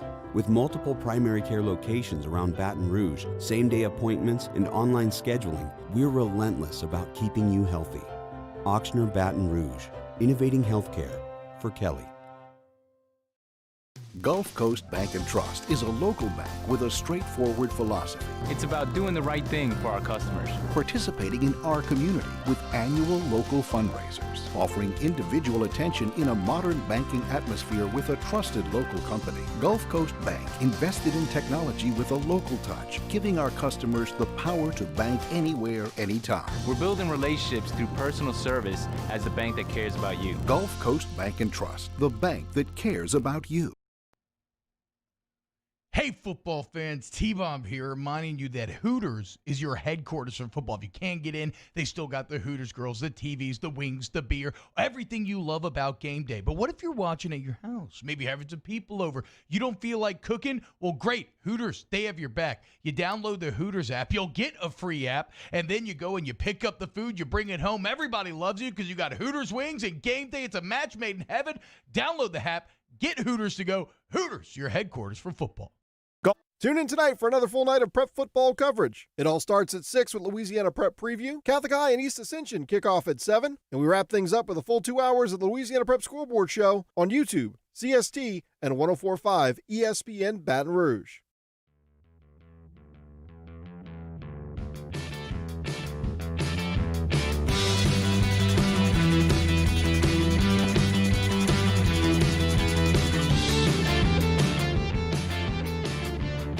All-Star Toyota presents Off the Bench with Jordy Collada and T-Bob Hebert. ESPN Baton Rouge, New Orleans, Alexandria. All right, welcome back Off the Bench. We'll talk to Cole Cubelic of the SEC Network here in 10 minutes. As Cubelic's conversation brought to you by Tex Morris, Edward Jones. Good to see good friends, Matt Sharp in town, back in Baton Rouge, over in New Orleans. He's helped out the show a lot in the past. He's in as the on-site producer tomorrow for LSU South Carolina, stopping by here on OTB for the last 30 minutes of the second hour here. Remember, OTB OT is going into the third hour as T-Bob will be here. What's coming up on the third hour today? So we have the scientists have convened. As we do every week, we have officially locked in the science that we will be engaging in today. It'll be a soda tier list. So we are going to rank the best sodas out there. Again, objectively, facts, no feelings. These are scientifically accurate lists. They cannot be argued with. So we'll develop that in hour 3. Obviously, we got Big Fave coming on. D-Generation. I don't think we're going to have Mintz today. I'm getting his picks. Mintz is actually meeting with the Ole Miss Athletic Administration at 9 a.m. today. Of course he is. And I think he's got a little Lane Kiffin one-on-one time coming up. So Minty, all of Minty's dreams coming true. I think he's going to get to chill with the Ole Miss head football coach, which if you heard him talking about yesterday, how Oxford's been such a haven, a port in the storm for him. That's you can't help but just put a little bit of an emotional smile in your heart when you think about that. Our boy Sharp can relate there. I think both of them spent a better part of a decade in Oxford. Seems like Oxford got that pull. It loves you to go to school for many, many years and then not become a doctor Let afterwards. me give you one request and recommendation for your list here this afternoon for you boys to berate and move down to what's your S tier to the so F. we can bump it down? You make sure and get Sunkissed up there in the S list. Yes. Yeah, I see all the eyes rolling, a lot of deep breaths here. But nothing can be better than a styrofoam cup filled with crushed ice and a Sunkissed from a can. Now, Dr. Pepper's the obvious there, and I'm sure that it'll be on the S list, and it better. It should be. Right? Yes, it it better, should be. because nothing is better than a cold Dr. Pepper. My styrofoam hypothesis cup, would be that crushed it is ice. S tier, yes. Little, the ice to soda ratio means a lot. And let's just assume, because I don't want to get into those weeds. So What let's just about assume people that drink drinks without ice? I know, which is crazy. Serial to me. killers. But this is the thing. Psychopaths. Let's just assume Psychopaths. that you get to drink the soda in whatever your preferred manner is. I'm with you, Jordy. For some reason, a styrofoam cup does hit even better. I like a styrofoam cup base with crush ice with a little bit of cube on top, and I'm good. Whoa, that's extra, dude. It is a little extra. That's extra. I'm just super telling you. extra. If you want the mixture perfect of the pour, if you want the perfect pour and you want the perfect amount of ice, because I'm an ice chewer. Wait, so I chew ice. So like after you're the guy Yes, just like dry. and I'm almost the I bleep love hole chewing that ice, chews too. ice too loud that you look at and you want to punch in the face and say, "Bro, come on." I mean, you got to chew. Yeah, but I am that guy. I am You got to that guy. crack through it. How are you Yes. going to get through it? But But here's the deal. So if you were filling up a soda at your home, you would hit the crushed ice setting for the bottom, and then you switch it up. You stop, switch it up, and then you finish with a garnish. just a couple of cubes too. garnish. Don't go too much. Oh man, Don't that's overcube it. fantastic. Okay, so I guess Soda diva. I didn't realize people could drink soda in such an interesting way. So you get to drink it however you want. We're just focusing on the soda itself. I did have a buddy back in the day who, very hyperactive kid, a neighbor. I love him. My boy Jay Money, Josh Stancliffe, used to play outside together all the time. But he always thought that Big Ice was trying to steal his soda. And so when he would go to the theaters and stuff, he would get large fountain drinks, but with no ice. Gross. To maximize on the soda consumption. But I'm like, bro, it's like lukewarm. You're just drinking lukewarm like sugar. Is he serving 50 to life? I do not know what Jay Money's doing. It may be something marijuana related. I'm not sure, but he's my boy. I think he's holding it down somewhere in Florida. Sounds like an OTB listener. Barg's root beer in a frosted mug. Absolute- Yeah, Barg's is S. absolutely gonna be Barg's an is S. S That's tier. absolutely gonna You know me what's and not Moose an have already S. formed You an know what's alliance. not an S tier drink is a Coca-Cola. I agree with that. I absolutely agree with that. I mean, I don't even like it. This feels like Cherry, science. cherry Coke is better than regular Coke. Coke Yep. is definitely S. What? I say Coke is definitely S. Okay, My Danny. book. I Turn so your I mic off, think Danny. I think I'm somewhere in between because there's something classic about a Coke, and I love a Coke Icy. When I go to the movies, my order is a large popcorn and Coke Icy. Now I guess it's not really 1-to-1, but yeah, it's definitely A or S. It's not going below A. Bit of a wild card. I don't know if y'all tried Mexican Coke. now I am never a had that. believer in Mexican Coke. First time I had it was at Disneyland, Disney I had World. Mexican Coke, but it was from some guy on the street, and it seems like it was like cut with a lot of stuff. It just was like way Bachelor I don't party know. stories, Steve. It Bachelor sounds party Oh wait, stories. what are Yeah, y'all yeah, talking? You're yeah. talking about Coca-Cola? Oh no, I've never had it. Yeah, try it. How is it? The bottle will get you. Yeah, You know, kind of pull the you glass in. bottle. The bottle will get you. The Well, glass let's bottle. say that no glass bottles allowed here, though, because or whatever, drink it however you want, because glass bottles are also another great way to drink soda. For some reason, pouring from a glass bottle into a cup feels really, really good. So a lot of science going to be done today. Alex Anderson inside the Bayou Ford chat app. Jordy talking about people who drink soda without ice or serial killers, then describes in detail multiple types of ice to ice soda and drink ratio. That is He might have you there, Jordy. That is very Dexter-like. Like that speaks to an Hey, OCD, Alex, meet me for lunch today. sociological, sociopathic type of deal. That is a little weird. NFL weekend, anything draw you? We looked at some of the big matchups earlier this week. I think the big one is Titans Steelers. Yes. Right? I mean the 5-0. Tannehill has been, even though he's the third highest cash paid quarterback in this year, which sounds crazy, he has actually lived up to that billing for the most part. And right now, when you're talking about the Steelers, I mean, you hear Book talk about them every Wednesday. Top to bottom, is that like the strongest team maybe in the entire NFL? I think they're kind of right there with the Chiefs and some of these other greats. So, and I mean, even maybe the Titans. So we'll see on Sunday. And then obviously, man, Saints-Panthers. If Mike Thomas doesn't come back, that feels way more sketchy, obviously. I kind of was assuming Mike Thomas comes back and the Saints would roll. But either way, again, you just have to know With Sean Payton willing to engineer, because didn't they engineer to where they got another draft pick? Like, did they have that 7th round pick for Stevens, or did they trade for it and then pick Stevens with it? I think they traded for the 7th pick. I kind of think so too. I guess I'm going to have to remember to check that, but he went to very petty lengths to keep Stevens out of Carolina, and then he had the quotes where he's basically afterwards being like, nah, I mean, look, I wasn't going to lose into that guy. And then remember all the quotes last year, because people were always asking about LSU offense, and he'd be like, stuff kind of like, oh, yeah, I remember when we did that, or like, oh, yeah, it looks very familiar, and all this kind of coded, like, I made this guy type of deal. So let's see. Let's see then. Because, Sean, you should win this game, right? I mean, you have Breeze, he has Bridgewater. You've been at it forever with this team. You have Kamara. They don't have Christian McCaffrey for another week. The Saints absolutely should win on Sunday. One from Sean Payton talks about what he likes about his team through the first start of the season. We've had some gutsy wins.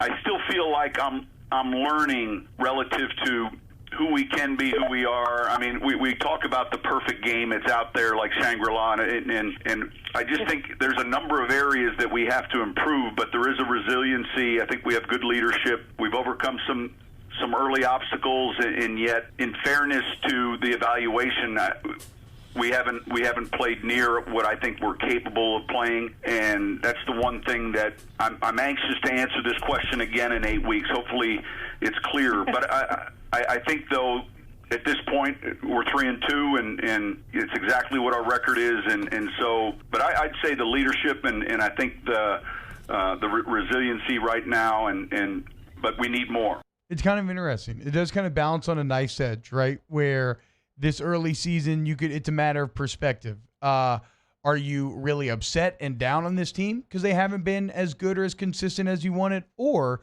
are you happy because you know that, yeah, this team hasn't fully found itself, and yet they've still managed to cobble together a 3-2 record? They're still, the offense has felt bad, but they're still averaging over 30 points a game. That's what Nick Underhill pointed out the other day. So games like this Sunday, the difference between 4-2 or 500, especially with the Bucs and this NFC South race, that is a massive difference. And so games like this Sunday will determine which side of the knife the Saints end up falling. Ben Mintz is in Oxford, Mississippi. So is Cole Kublik, getting ready for Ole Miss and Auburn. We will detail that next here on Off the Bench. Off the Bench with Kalana and T-Bob. Daily brought to you here on OTB by Coy's Diesel. Remember, online at coysdiesel.com. Get in touch with Coy today if you drive a light, medium, or heavy-duty diesel truck.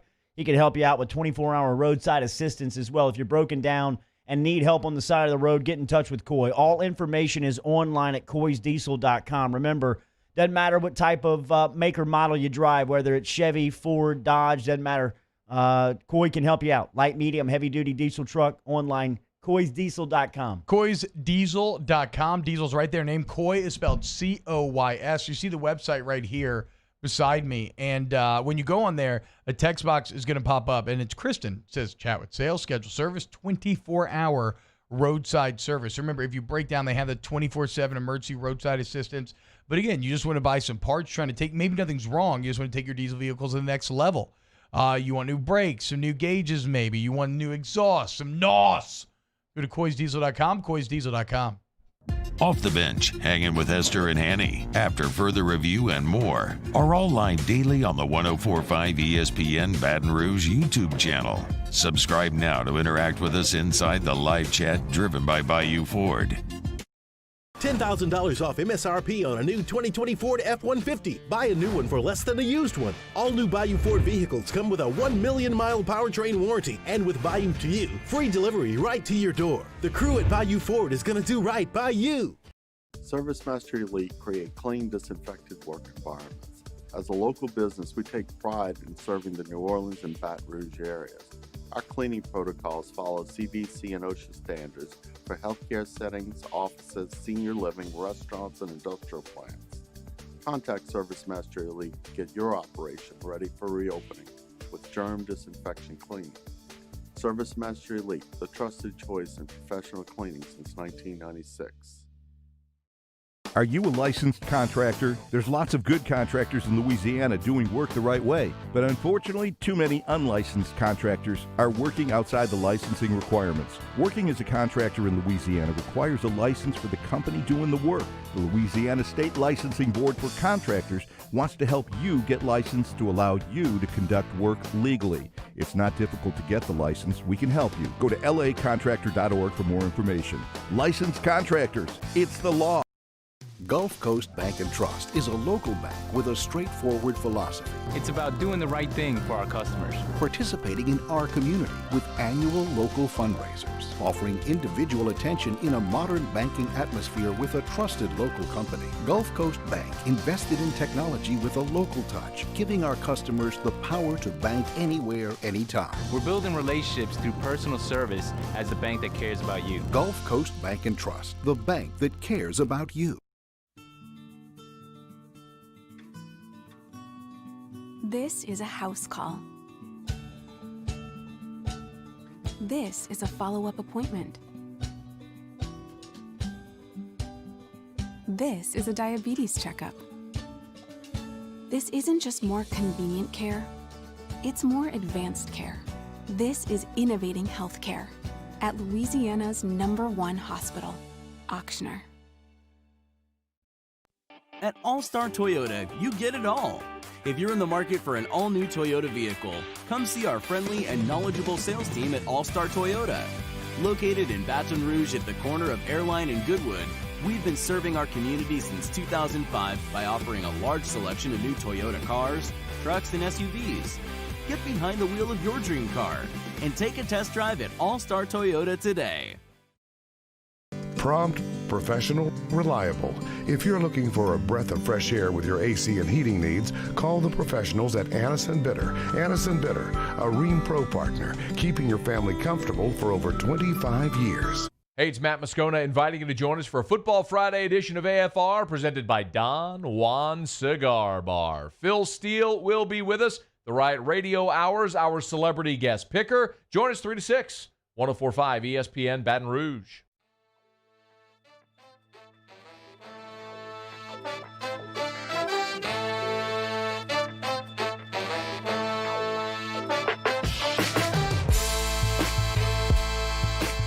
All-Star Toyota presents Off the Bench with Jordy Collada and T-Bob Hebert. ESPN Baton Rouge, New Orleans, Alexandria. Every Friday here on Off the Bench, Tex Morris of Edward Jones brings us the best college football analyst in the game. That is Cole Kublik. As this weekend he is in Oxford, Mississippi, as Auburn is in town to take on Lane Kiffin and the Ole Miss Rebels. We'll get a breakdown of the SEC and the college football slate from our guy, just like we do every Friday. Good morning, Cole. How are you? Hey, I'm doing great, guys. How are you? Doing good. Before we get into the SEC, the Big Ten opens up their competition tonight. Illinois and Wisconsin. Whiskey 19.5-point favorites, but the big game of the weekend is Minnesota-Michigan. We'll also get our first look at Ohio State. What do you anticipate when you see the Big 12 for the first time this weekend, Big 10 for the first time this weekend? I think Ohio State has a chance to play their way into the Alabama-Clemson stratosphere shelf, tier, if you will. I don't know if there's anybody else that's on it or going to get on it by the end of this season. I don't think Oregon has it. I don't think USC has it, and I don't know if another Big Ten team does. There are a couple of things I'm looking forward to. I like this Ohio State team. Wyatt Davis, their right guard, one of my favorite players in college football. His father, by the way, was Alvin Mack from the program. So if that doesn't make you root for him, I don't know what else will. Love him. Are you in love? Have you fanboyed over Set him the yet? table. Listen, I have DM'd with Alvin Mack, so that's all you need to know. That's the only thing you need to know. But also, I think, too, I'm really worried about what Ohio State lost on their front seven. It's not just Chase Young. Everybody focuses on him, but you had a couple linebackers and D linemen that were kind of role player starters, but were really good and did some good things for them. So that's kind of an area of that team that nobody's talked about that I think could be a little problematic. And I'm actually excited to watch Minnesota Saturday night. They got their whole little line back. They got Rashard Bateman, one of the best wide receivers in college football. And not a lot of people know about Tanner Morgan. He is flat out one of the most efficient quarterbacks of the last 5 or 6 years. I mean, the guy just He rarely throws interceptions. He rarely throws incompletions. And I think that's a team that's sort of been trending. And physically, look how they dealt with Auburn in the bowl game. I mean, they didn't get bullied. They didn't get pushed around. So I think they could be a really interesting watch in the Big Ten. I think some of the opt-outs, and if Journey Brown doesn't play, are going to be too much with Penn State. I don't think Wisconsin's athletic enough to actually compete for a national championship. So really, it's Ohio State and Minnesota are the teams that I'm anxious to see. Cole, let's talk then LSU, South Carolina. We've been discussing whether or not this is a must-win for LSU. I don't want you to get into that necessarily, but just on the field, what's your view of this game and how it plays out? I don't think it's a great matchup for LSU, to be honest with you. I think South Carolina brings probably the most underrated defensive line in the league. Kingsley Enagbare is really good off the edge. Keir Thomas was fantastic against Auburn a week ago. You got Jordan Burks, the freshman that comes in and gives you good reps. They're just a good defense. They might not have a ton of star power, but they play hard. They play well. I think they understand sort of who they are. And obviously have still been good without Israel Mukuamu, who was one of the best safeties in the league. They got a big corner in J.C. Horn. You saw what he did to Seth Williams last week. So if you wanted to try to match him up against a Jefferson or somebody else, you have that capability. I think the offensive line's really starting to come into their own. The problem with South Carolina the last 3, 4, 5 years has been a lack of dedication to the run game. Mike Bobo has changed that. It was very evident. It was evident in the Florida game, but it kind of didn't need to. You needed points a little bit faster late, but also in the Auburn game where kind of wasn't going early, struggling a little bit, but stuck with it. Kept grinding out yards third quarter, fourth quarter, and all of a sudden paid off for them late, and they were able to get a win. You got a veteran quarterback with a go-to receiver in Shi Smith. You got a really nice tight end, Nick Buse. Apparently they're going to get some receiver help back that could be beneficial for them. And you got to love the way that their backs are running the football. So I think South Carolina is one of those teams that's going to sort of force you to play good quality fundamental football. You're not going to be able to turn it over. If you bust a bunch of assignments, like they're going to be right there to take advantage of it. They're not going to blow you away with anything. They're not going to score 50. They're not going to do anything to wow you on a consistent basis. But it's like they're going to do a lot of the little things that if you're not on top of your game, could help you win. I think some of the advantages for LSU, Shi Smith's a legit playmaker, but you got a Derek Stingley who can potentially mirror him the majority of the game. You still got a big physical defensive line front seven that I think matches up fairly well against that run game. So I'm going to be interested to see it. They didn't go after Bo Nix last week, and I think that was kind of part of the plan is to say, hey, you sit in the pocket and beat us. If you can do it, you can do it. Because they do have guys who can win one-on-ones up front. So now you're starting a freshman quarterback with an offensive line that sort of moves some guys around, has been inconsistent this year. I'm going to be really interested to see sounds terrible. I'm going to be really interested to see how Will and T-Rob sort of manage it. Like, do you want to go after a young guy, or do you kind of sit back and say, we think he'll give us some mistakes, and we're pretty confident in our front four? Because here's the worst part about, people can talk about inconsistency, or you don't know what you're going to get, you don't know what to expect, you not being able to read things, being nervous. The worst part about LSU starting a freshman quarterback right now is not being able to have a run game to lean on, and that's the first thing that I want with a young, inexperienced quarterback is like, can we hand the ball off 35 times and be good doing that? Because that's just going to make everything else in his life easier. So the fact that hasn't been there is, to me, the biggest concern for LSU heading into this game. Hey, but how about this, Cole? TJ Finley's 6'6", 240. That's pretty tight. Yeah, no, we've seen that before. J-Rock, dude, Jamarcus Russell 2.0. This is when it starts. Yeah, that's dangerous because Jamarcus was really good in college. He's a beast. I don't fall for the look how big he is that a lot of people do. How many offensive linemen have we seen that were 350 and like, oh my God, how big? And he can't block anybody. So yeah, if he Brad had some, Smalling. If there, wow. Sorry, Brad, wherever you're at, enjoying your day. Sorry that just happened. Cole, what about, you look at this schedule this weekend for the SEC, and yeah, it's not, we are maybe talked about the best two matchups. Okay, what about Kentucky, Missouri, right? It's tough to give Mizzou too much credit because everybody's looked good against LSU this year. But what do you think? Does Mizzou do anything in Kentucky this weekend? I think they can. So you had Joshua Pascal go out with a knee injury 2 weeks ago. He did play against Tennessee.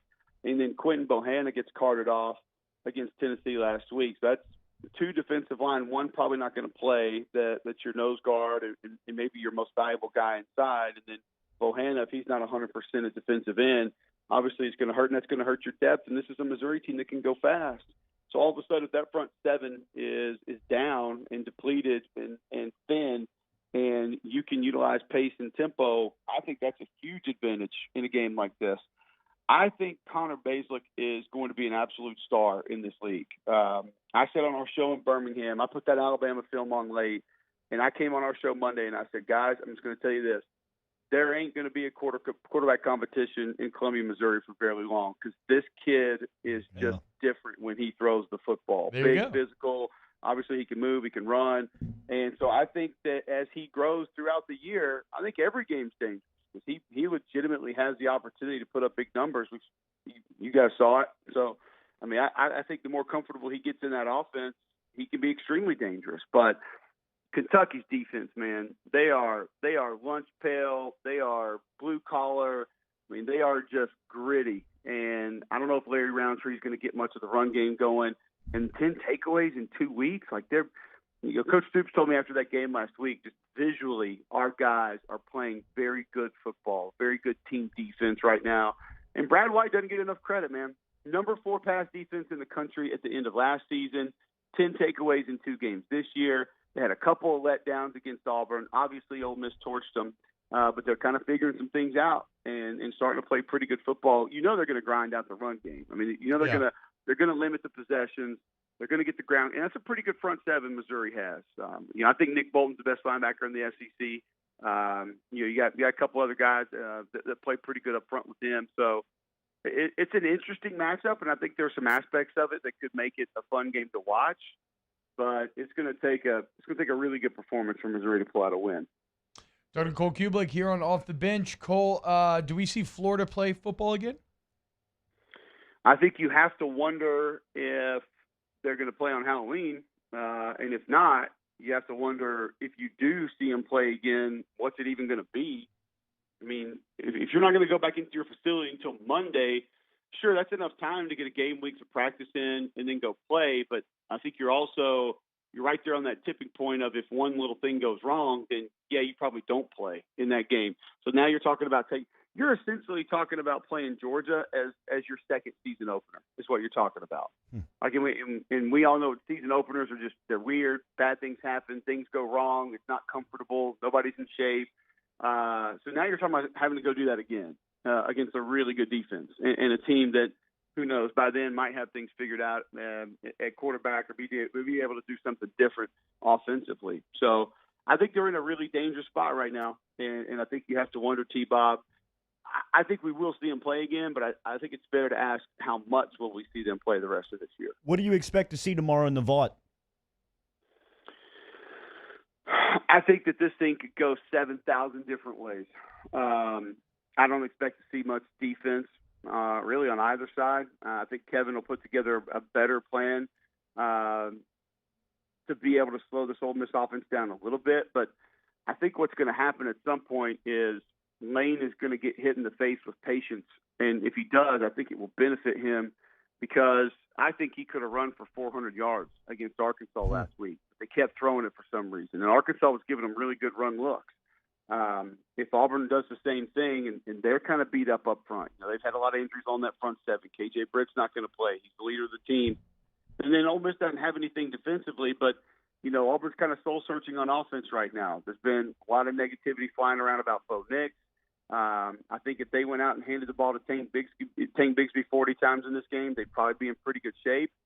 But can Gus Malzahn and Chad Morris slow things down? Can they sort of say, we need to play keep away, we need to grind this game out, we need to try to win clock, we need to make sure that Ole Miss, we don't get into a track meet with these guys because that's probably not advantageous for us.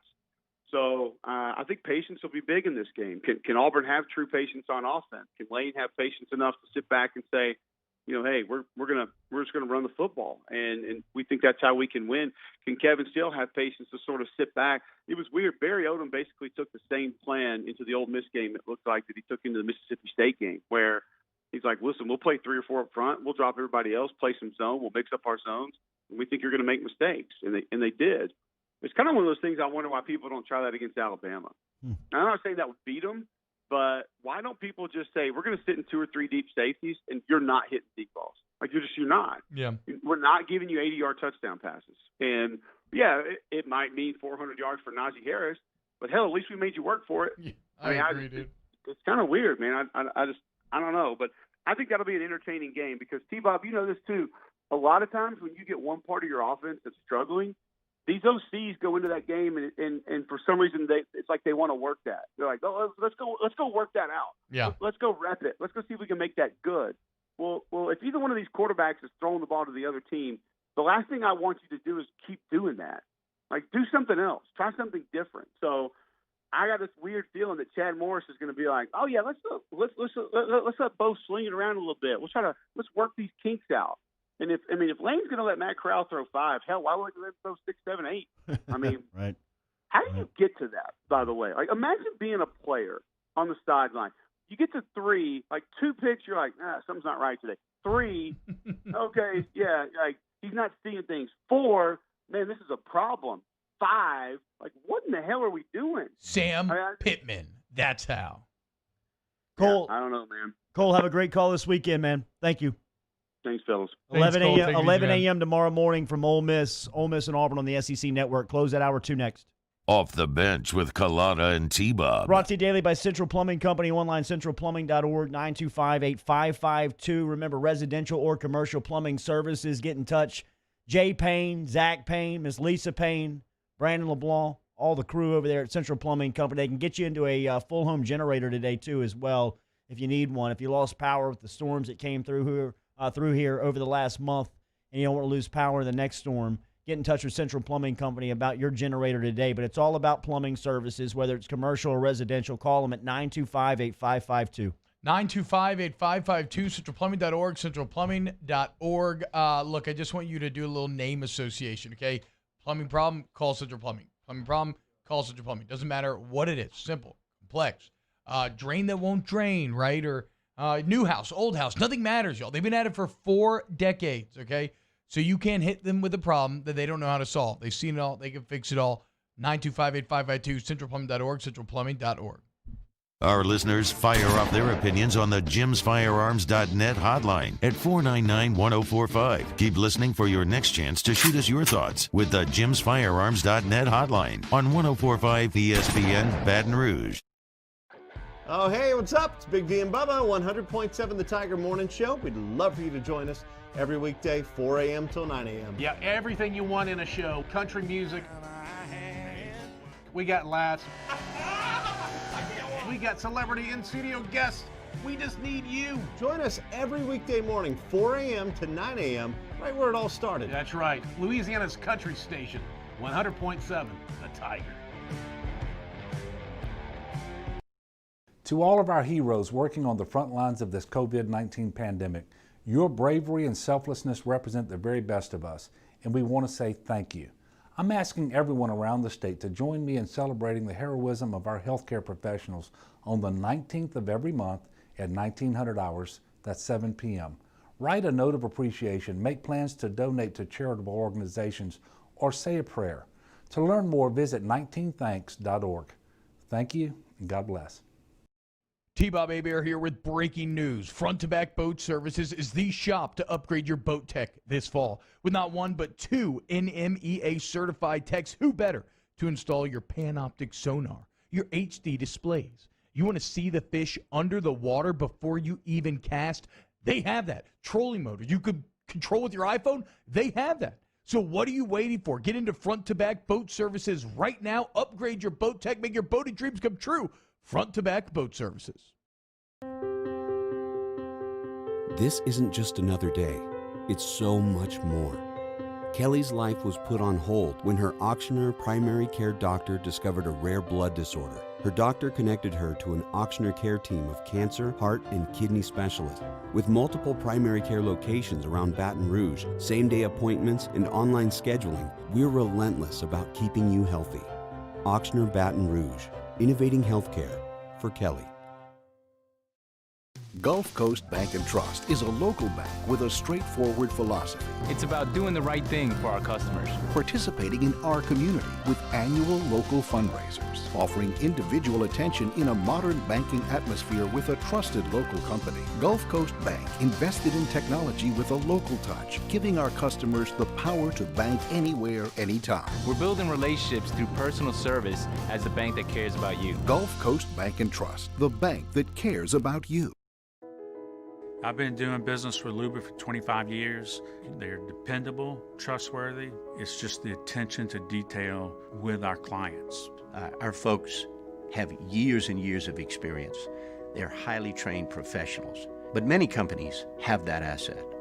What I'd like to think makes Luba a bit different is that we use those talents in a way that truly is dedicated to serving the needs of the farm. Tune in tonight for another full night of prep football coverage. It all starts at 6 with Louisiana Prep Preview. Catholic High and East Ascension kick off at 7, and we wrap things up with a full 2 hours of the Louisiana Prep Scoreboard Show on YouTube, CST, and 104.5 ESPN Baton Rouge.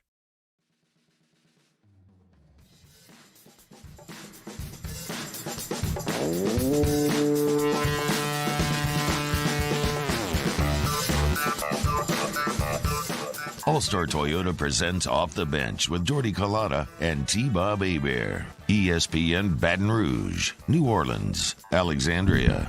All right, always good stuff with Cole Kublik. Went a little long there, so we'll be tight to close out hour number 2. In the third hour today, OTB-OT, there will be a tier list on drinks, on sodas. Yep. I've gotten a lot of backlash from my Sunkist recommendation, whether it be through text or whether it be through the facial expressions of the studio guests or the studio members of the team here. Sunkist might not even be the superior orange soda, if we're being honest. What are you going to try to come with some Fanta or something? You have that, or Crush is pretty solid too, man. Wanna Fanta? Don't you wanna Fanta? Don't you want? I mean, that was the best marketing. But no, I mean, I think I'd probably go Crush over Sunkist. Would you really? Yeah, that's what I'm saying, man. I don't even know if it's the superior orange soda. That's probably your Atlanta root speaking tea. I know that Sunkist has a heavy presence out there with the Southeastern Conference. Jordy needs Sunkist that is at approximately 48 degrees. Yeah. Ideally, it's only been handled by 2 people before him. Flip that cup to the side a little bit. How many cubes of ice is that? No, I'll pass. Yep, I'll pass on that one. Can I get another one? Have a good hour 3, T. So when I do pour over coffee, you have to get like a scale out and do like 15-to-1 gram ratios. You put ice Is that in your how coffee? you do? Yeah. No. I make a cold brew concentrate as well. I do pour over if I want it hot, cold brew concentrate if I want it cold. And just hit that. You can just shoot that concentrate, honestly. I'm going to give you a weekend winner. Colada's 40th birthday party will be a weekend winner Monday morning. Boys, if you can make it behind the glass, I'll you're be there. invited. Everybody knows Matt Sharp just received his invitation via text. Got the babysitter lined up. Hope to see everybody there tonight. Good hour 3, T-Bob. Off Carry the it through. Bench with Collada and T-Bob. Brought to you by Ochsner. Remember the sports medicine department over at Ochsner. They got 3 locations, Baton Rouge, New Orleans, and over in the North Shore in Covington. State-of-the-art facilities. They can get you back into the game, back into the pool, back onto the court as safely, as quickly as possible. They can handle everything under one roof, whether it is the consultation, the surgery, the physical therapy, everything right over there at these 3 facilities, New Orleans, Baton Rouge, Covington. Everything's online, ochsner.org. Yeah, and look, and the thing is, it's top-notch professional facilities and top-notch professionals at every step along the way. Maybe you don't need to get operated on, right? They have the best non-surgical options to trying to get your injury healed. If you do have to have surgery, though, you will not find a better OR. You will not find better doctors. You will not find better pre-op or post-op setups. No stone is left unturned when you work with Ochsner. That's what the pros do, okay? So whether you're in Baton Rouge, New Orleans, or the North Shore, you know where to go. Ochsner.org. Go to ochsner.org. Do you know the proper way to prevent the spread of COVID-19 in your office? We do. We're Jani-King, a leader in the cleaning industry for over 30 years, and we've developed comprehensive programs to address proper cleaning and disinfection. We have experience in applying disinfecting programs in hospitals, office buildings, schools, and other venues. Now we're ready to help and able to assist customers that need disinfecting services. Gulf Coast Office Products is a nationally recognized Savin office equipment dealer based right here in Louisiana. Over 100 employees strong, Gulf Coast has the boots on the ground to support all vertical markets from education, engineering, legal, and finance. With the latest in office technology from desktop to production segment units, Gulf Coast and Savin have the perfect fit for you. Call 225-756-2644. That's 756-2644 for Gulf Coast Office Products. Are you a licensed contractor? There's lots of good contractors in Louisiana doing work the right way, but unfortunately, too many unlicensed contractors are working outside the licensing requirements. Working as a contractor in Louisiana requires a license for the company doing the work. The Louisiana State Licensing Board for Contractors wants to help you get licensed to allow you to conduct work legally. It's not difficult to get the license. We can help you. Go to lacontractor.org for more information. Licensed contractors, it's the law. At All Star Toyota, you get it all. If you're in the market for an all-new Toyota vehicle, come see our friendly and knowledgeable sales team at All Star Toyota. Located in Baton Rouge at the corner of Airline and Goodwood, we've been serving our community since 2005 by offering a large selection of new Toyota cars, trucks, and SUVs. Get behind the wheel of your dream car and take a test drive at All Star Toyota today. Gulf Coast Bank and Trust is a local bank with a straightforward philosophy. It's about doing the right thing for our customers. Participating in our community with annual local fundraisers. Offering individual attention in a modern banking atmosphere with a trusted local company. Gulf Coast Bank invested in technology with a local touch, giving our customers the power to bank anywhere, anytime. We're building relationships through personal service as the bank that cares about you. Gulf Coast Bank and Trust, the bank that cares about you. This is a house call. This is a follow-up appointment. This is a diabetes checkup. This isn't just more convenient care, it's more advanced care. This is innovating healthcare at Louisiana's #1 hospital, Ochsner.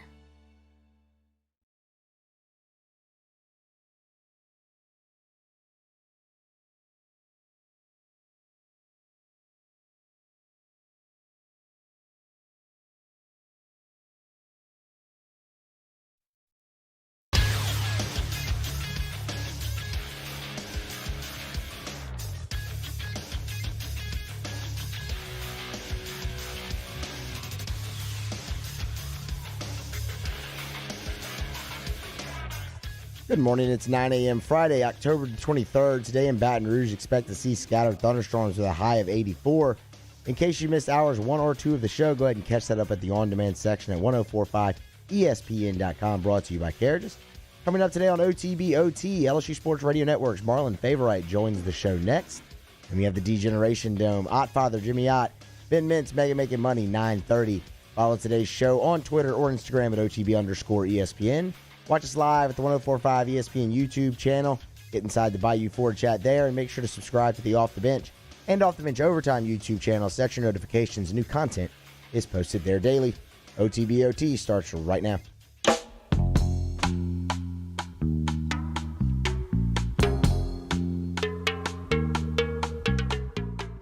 All-Star Toyota presents Off the Bench with Jordy Collada and T-Bob Hebert. ESPN Baton Rouge, New Orleans, Alexandria.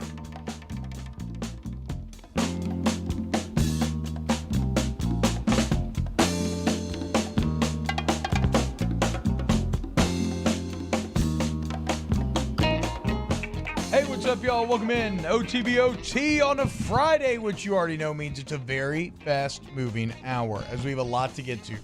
We open with Big Fave, then we do science as we engage in a tier list. We got the D-Generation Dome coming up. No Mincy today, but I have his picks. It'll be me, the Oddfather, and Megan Making Money. By the way, yours truly leading the competition right now. Trust me, like I said, I am the public. I will make you money, okay? I know what I'm doing. I'm a scientist, damn it. And that's it. So I guess that's the hour. I guess I thought I had like a lot more to get to. But no, but that's going to be the hour. It's going to be a ton of fun. We're ranking sodas. We're working on it right now. It might be tough to see. Danny, full screen it just for like 10 seconds. If you're watching online, if you're in the chat, if we are missing anything, I would love for you to just put it in the chat so we can add to it. But yeah, we'll start ranking in the commercial break. It's about to get really intense in here. But first, let's go to the phone lines and talk to the man, the myth, the legend. He does it all. A Renaissance man, singer, songwriter, trainer, motivational speaker, football analyst, former NFL Super Bowl champion, national champion. Of course, I'm talking about Big Fave, Marlon Fave, right at Big Fave 504 on Twitter. Marlon, what's up, man? Man, T-Bot, that was a big-time intro right there, bro. Hello, somebody. Yeah, you like that? I mean, look, I got to give respect to the big bro. Man, I appreciate you, man. Appreciate all the love, brother. But all is well, man. We got some LSU football this weekend, I see. Thankfully, we do, right? I have a question, though, Fave, and it's something that we talked about earlier this show, which is, to me, a lot of people are saying, like, is this a must-win? Like, whatever. That's kind of a weird conversation anyway. But I feel like this is a last stand for this LSU defense. Like, if you can't get it right tomorrow against South Carolina, I don't know when you're going to get it right this entire season. Where do you view the defense going into tomorrow? Well, I think the defense, as we look at it right now, going into tomorrow after 2 weeks of preparing, hopefully we've made a lot of corrections and there shouldn't be as many mental errors. One thing about the Alabama game, and it's always been this way in recent times, even when we played, we have 2 weeks to prepare for that.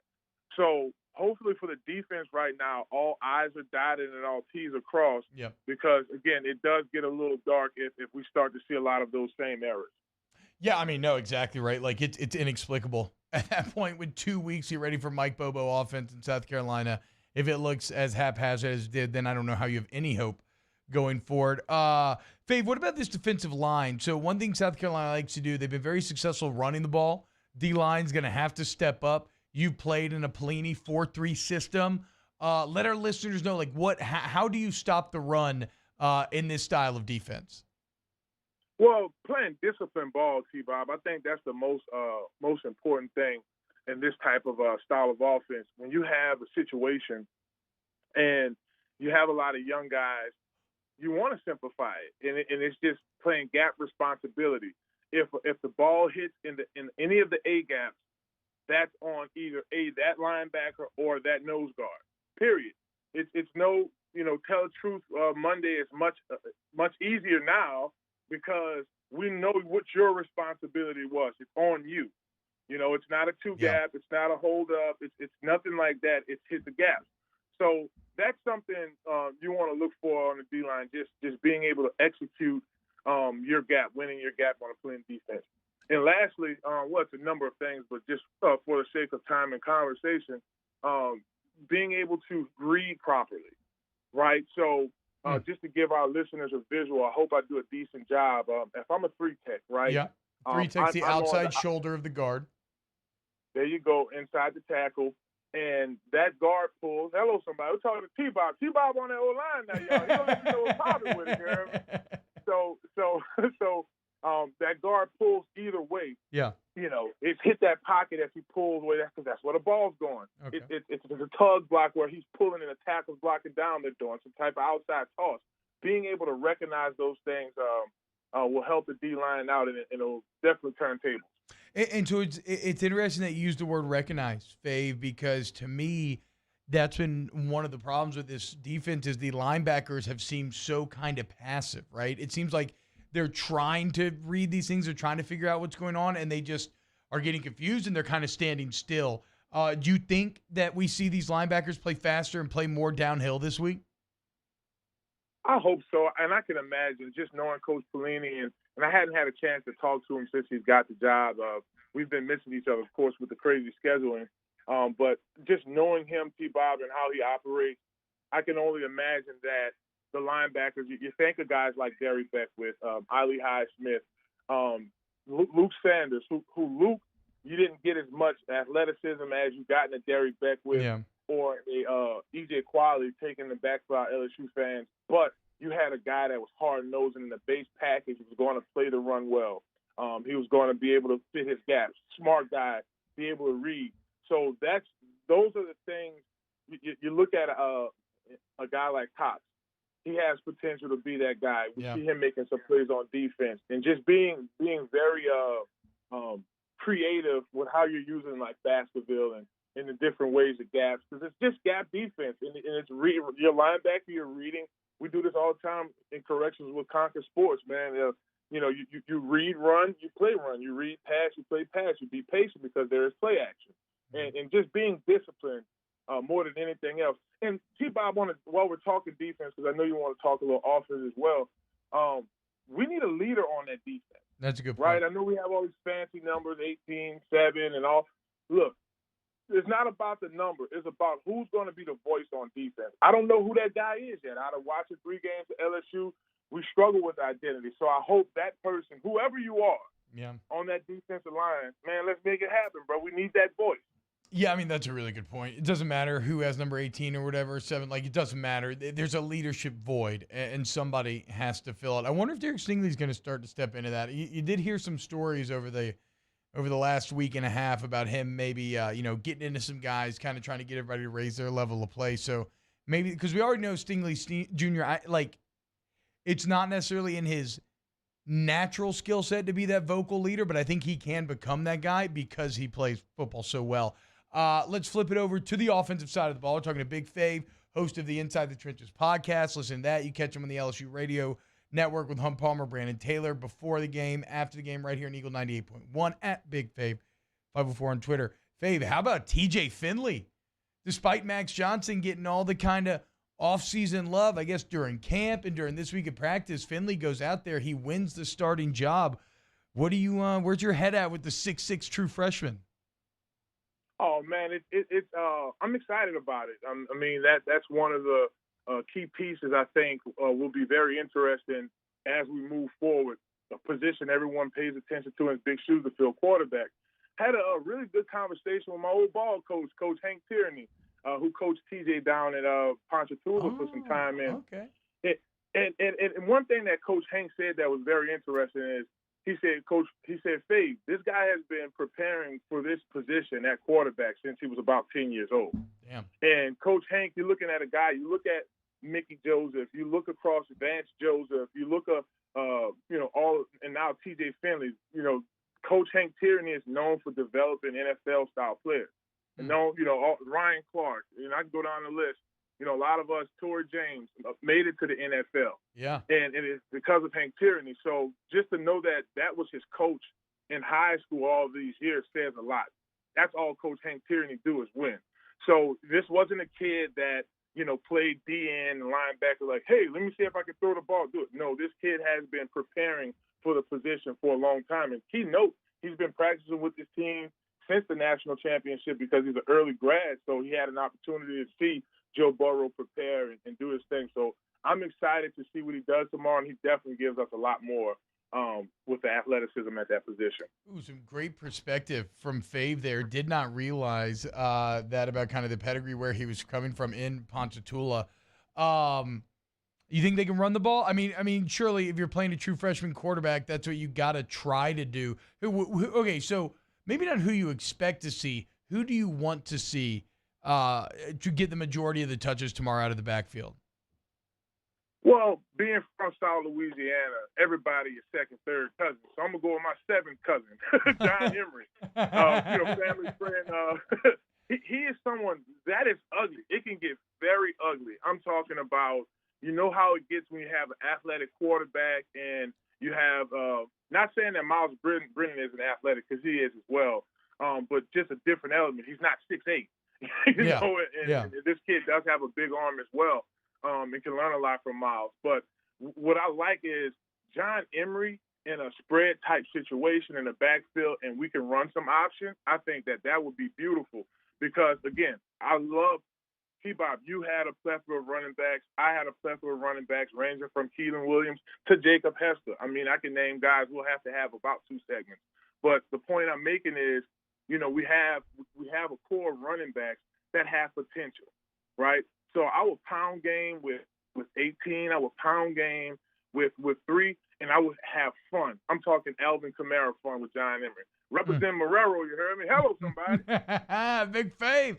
And Big Fave 504 hosts the Inside the Trenches podcast. And again, of course, him, Brandon Taylor, BT, and Hunt Palmer tomorrow, pregame, postgame, Eagle 98.1. Fave, thank you so much, man. Every Friday. Anything you want to leave the people with on the way out? Hey, guys, peace, love, happiness. Know that love conquers all and it covers a multitude. And my best Ed Ogeron voice, baby, go Tigers. Yes, sir. Big Fave. All right, bro. Take it easy, man. Have a great weekend and enjoy that You call. too, little bro. Enjoy that call tomorrow. Big bro coming through. All right. When we get back, science time. OTBOT returns next. OTB OT. We opened up the playbook and expanded our coverage. Listen daily in high definition on 98.1 HD2. We are 104.5 ESPN Baton Rouge. ServiceMaster Elite create clean, disinfected work environments. As a local business, we take pride in serving the New Orleans and Baton Rouge areas. Our cleaning protocols follow CDC and OSHA standards for healthcare settings, offices, senior living, restaurants, and industrial plants. Contact ServiceMaster Elite to get your operation ready for reopening with germ disinfection cleaning. ServiceMaster Elite, the trusted choice in professional cleaning since 1996. To all of our heroes working on the front lines of this COVID-19 pandemic, your bravery and selflessness represent the very best of us, and we want to say thank you. I'm asking everyone around the state to join me in celebrating the heroism of our healthcare professionals on the 19th of every month at 1900 hours, that's 7 p.m. Write a note of appreciation, make plans to donate to charitable organizations, or say a prayer. To learn more, visit 19thanks.org. Thank you, and God bless. T-Bob Hebert here with breaking news. Front to Back Boat Services is the shop to upgrade your boat tech this fall. With not one but 2 NMEA certified techs, who better to install your Panoptic sonar, your HD displays. You want to see the fish under the water before you even cast? They have that. Trolling motor you could control with your iPhone? They have that. So what are you waiting for? Get into Front to Back Boat Services right now. Upgrade your boat tech. Make your boating dreams come true. Front to Back Boat Services. This isn't just another day. It's so much more. Kelly's life was put on hold when her auctioneer primary care doctor discovered a rare blood disorder. Her doctor connected her to an auctioneer care team of cancer, heart, and kidney specialists. With multiple primary care locations around Baton Rouge, same-day appointments, and online scheduling, we're relentless about keeping you healthy. Auctioneer Baton Rouge, innovating healthcare for Kelly. Gulf Coast Bank and Trust is a local bank with a straightforward philosophy. It's about doing the right thing for our customers. Participating in our community with annual local fundraisers, offering individual attention in a modern banking atmosphere with a trusted local company. Gulf Coast Bank invested in technology with a local touch, giving our customers the power to bank anywhere, anytime. We're building relationships through personal service as the bank that cares about you. Gulf Coast Bank and Trust, the bank that cares about you. I've been doing business with Luba for 25 years. They're dependable, trustworthy. It's just the attention to detail with our clients. Our folks have years and years of experience. They're highly trained professionals. But many companies have that asset. What I'd like to think makes Luba a bit different is that we use those talents in a way that truly is dedicated to serving the needs of the folks who depend on us. If I built a van, it would do more than haul. It would carry my entire business. I'd make it available in dozens, if not thousands of configurations. It would keep an eye on my fleet. And an eye out for danger. If I built a van, I'd make it available in diesel and gas. And I'd build it right here in South Carolina. Introducing the all-new Sprinter, starting at $33,790. Built in the USA. Mercedes-Benz. Vans born to run. Gulf Coast Office Products is a nationally recognized Savin office equipment dealer based right here in Louisiana. Over 100 employees strong, Gulf Coast has the boots on the ground to support all vertical markets, from education, engineering, legal, and finance. With the latest in office technology, from desktop to production segment units, Gulf Coast and Savin have the perfect fit for you. Call 225-756-2644. That's 756-2644. Yo, join us for a TGIF edition of Hanging with Hester and Handy, presented by Richards Honda from noon to 3. Matt Flynn's bad at fantasy football and lost the bet, so he'll join us. Also, we'll have our picks for you and first class, second class, and no class. Join us on 104.5 ESPN Baton Rouge.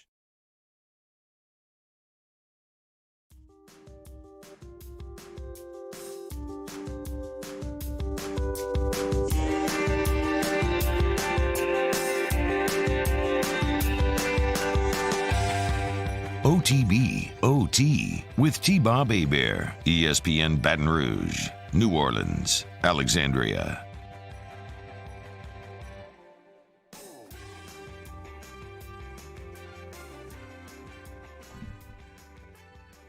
Oh, what's this little jaunty license free music? I don't feel like we've heard this one before. Have we? Bro, we've been through this rotator Yeah, okay, that's so probably many fair. times. Yeah, we my have brain, absolutely heard this song. Danny, that was a great camera cut there for all the people watching at home. Great job. All right, so we engage in some early rounds of science during the commercial break right now. This is a tough list. It's a very tough list, but I think we have some nice things here so far. Full screen it, Danny. You can keep it full screen as we're talking about it. But we're going to work through this, and everything's still open to change. We are here in the testing phase. We have formed our hypotheses. We're now putting them to the test, and let's see what actually happens. Right now, in the soda tier list, in the S tier, we have Barks Root Beer. Yep. We have Mexican Coke, which I have had. I lied earlier to make a cocaine joke, but it is very good. We have Dr. Pepper, and per Jordy's request, we have Sun-Kissed Orange Soda.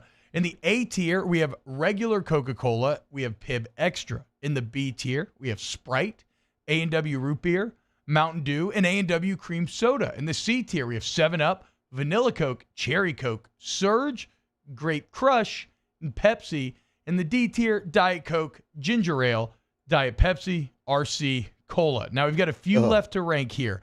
Does anybody have any insight into Big Shot Soda from New Orleans? I've never drank it. I've never had it. Emil says S tier, Big Shot. I mean, there's actually a lot of You got to be careful about the hipsters, though, okay? And the thing is, Emil is definitely in that realm. Maybe not full hipster, but he exists in that area.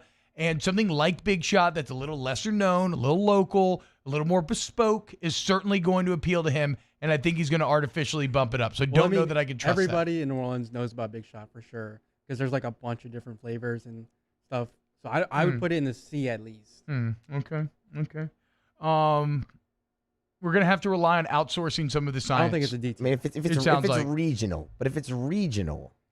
No, it counts. It gets on the list. It counts, but I mean, there has to be like a threshold of what it can't really go above. I do kind of feel you there. I do understand what you're saying there, and I think that I'm with you.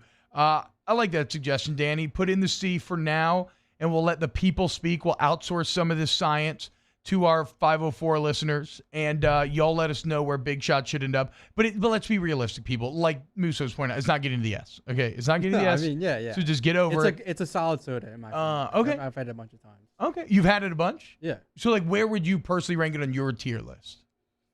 I mean, probably B. Okay, put in the B for now then. Put in the B for now. The thing is that it's super sugary. You're our New Orleans correspondent. So you kind of have to carry the load with this Big Shot Soda. So put in the B for now. I don't want to belabor it too much. All right. Pineapple Fanta. Has anybody ever had it? No, that sounds like a D, though, to me, honestly. It sounds like a D, but it sounds like it might be pretty good. A pineapple soda, T-Bob, that's gross. I do like pineapple, dude. Pineapple. But a pineapple soda? You like pineapple on pizza? I'm kind of with you. Pineapple with ham. I don't hate it. Yeah, pineapple and ham on pizza. I don't hate it as much as everybody else hates it. People I have agree such with you. a hard, fast stance against pineapple on pizza, and in reality, it's actually pretty good. But would Is you it gonna ever be my- order it? I was about to say, is it going to be my first choice? No. Yeah, if me it's too. there, will I eat it? Of course. Okay, yeah, because so we're in the pizza's same boat. amazing. Yeah, we are in the same boat there then. All right, put Pineapple Fanta in D, though. I mean, this is a competitive tier list, okay? It's let's be honest. Danny, we're gonna rely on your experts once again. What about, is it Jarritos? Jarritos? What is that? It's another Mexican soda. It's really good. They have different flavors. They have tamarindo. They have. What is that? It's a fruit. Okay. Well, Danny, first off, I'd put it in B. You're gonna need to bring us some Jarritos because it sounds delicious. Yeah, I want some of this. They have them in Secondly, you're gonna have to choose who gets B and who gets C between Big Shot and Jarritos, since you are our expert on both. So you have to choose. Jarritos definitely better. Okay. Jarritos B, bump Big Shot down to C. All right. We have two. Before we get to the two orange sodas, Mellow Yellow. Was never a big fan. Yeah, it does nothing for me. I know people like it. People love it. It's like a cult drink. It's like a cult classic drink right there. Sounds like a D to me, bruh. Vault. Never had it. Never had it. Never had Vault. I just saw it in the I almost don't even want to put it on the list. Like, you ever put Vault in there? I think it's similar to the, this one. What's it called? Surge? Yeah, Surge. Yes, which Surge is interesting because I don't know that I remember the taste of Surge at all, but I have incredibly nostalgic memories with Surge.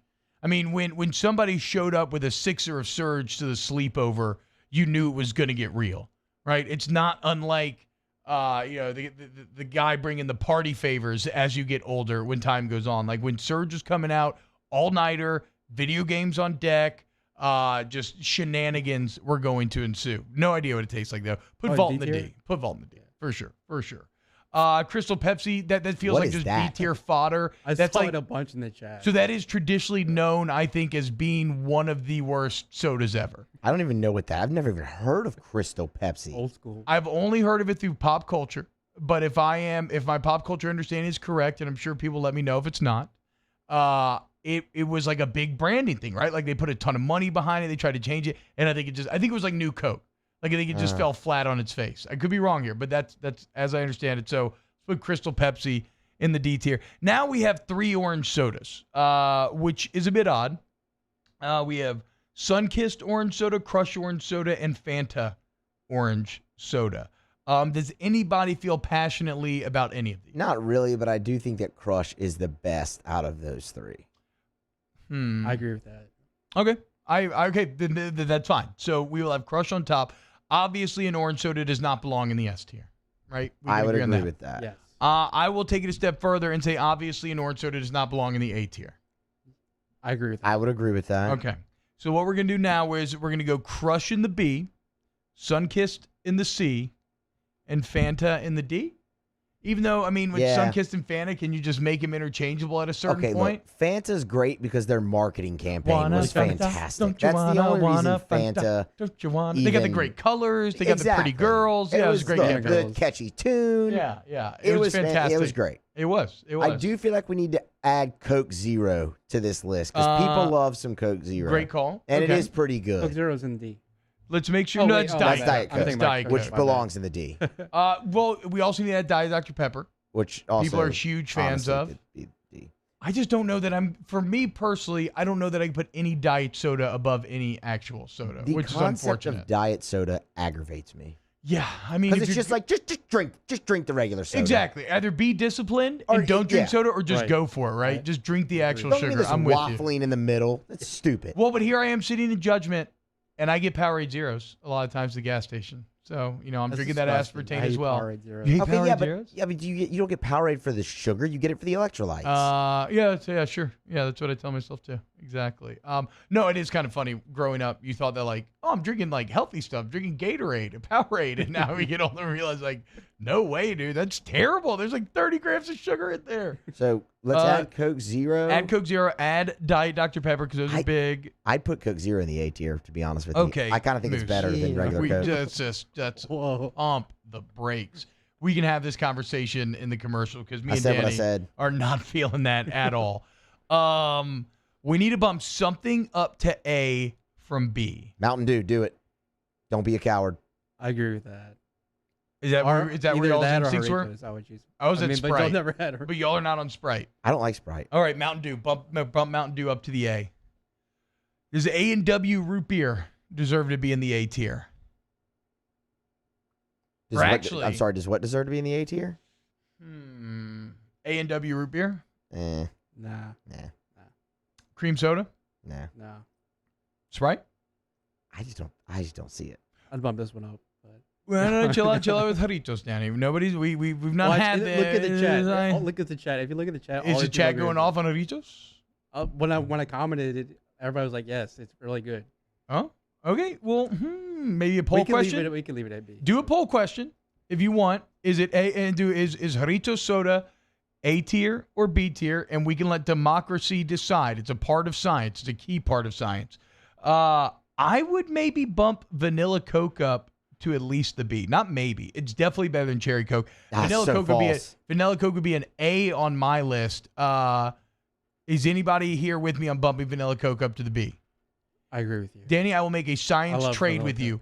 We can bump Jarritos up to the A if you bump vanilla Coke up to the B. You want to form a union here? Yeah, absolutely. Shut out cherry Coke. I actually like vanilla Coke. All right, excellent.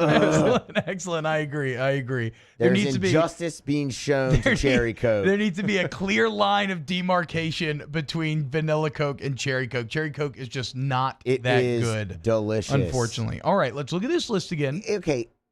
Grape Crush.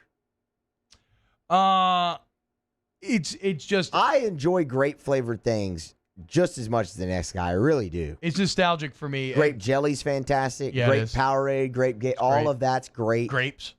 Grape Kool-Aid, fantastic. Yep. It's the superior Kool-Aid. However, grape soda. Fruit punch. Grape soda is garbage.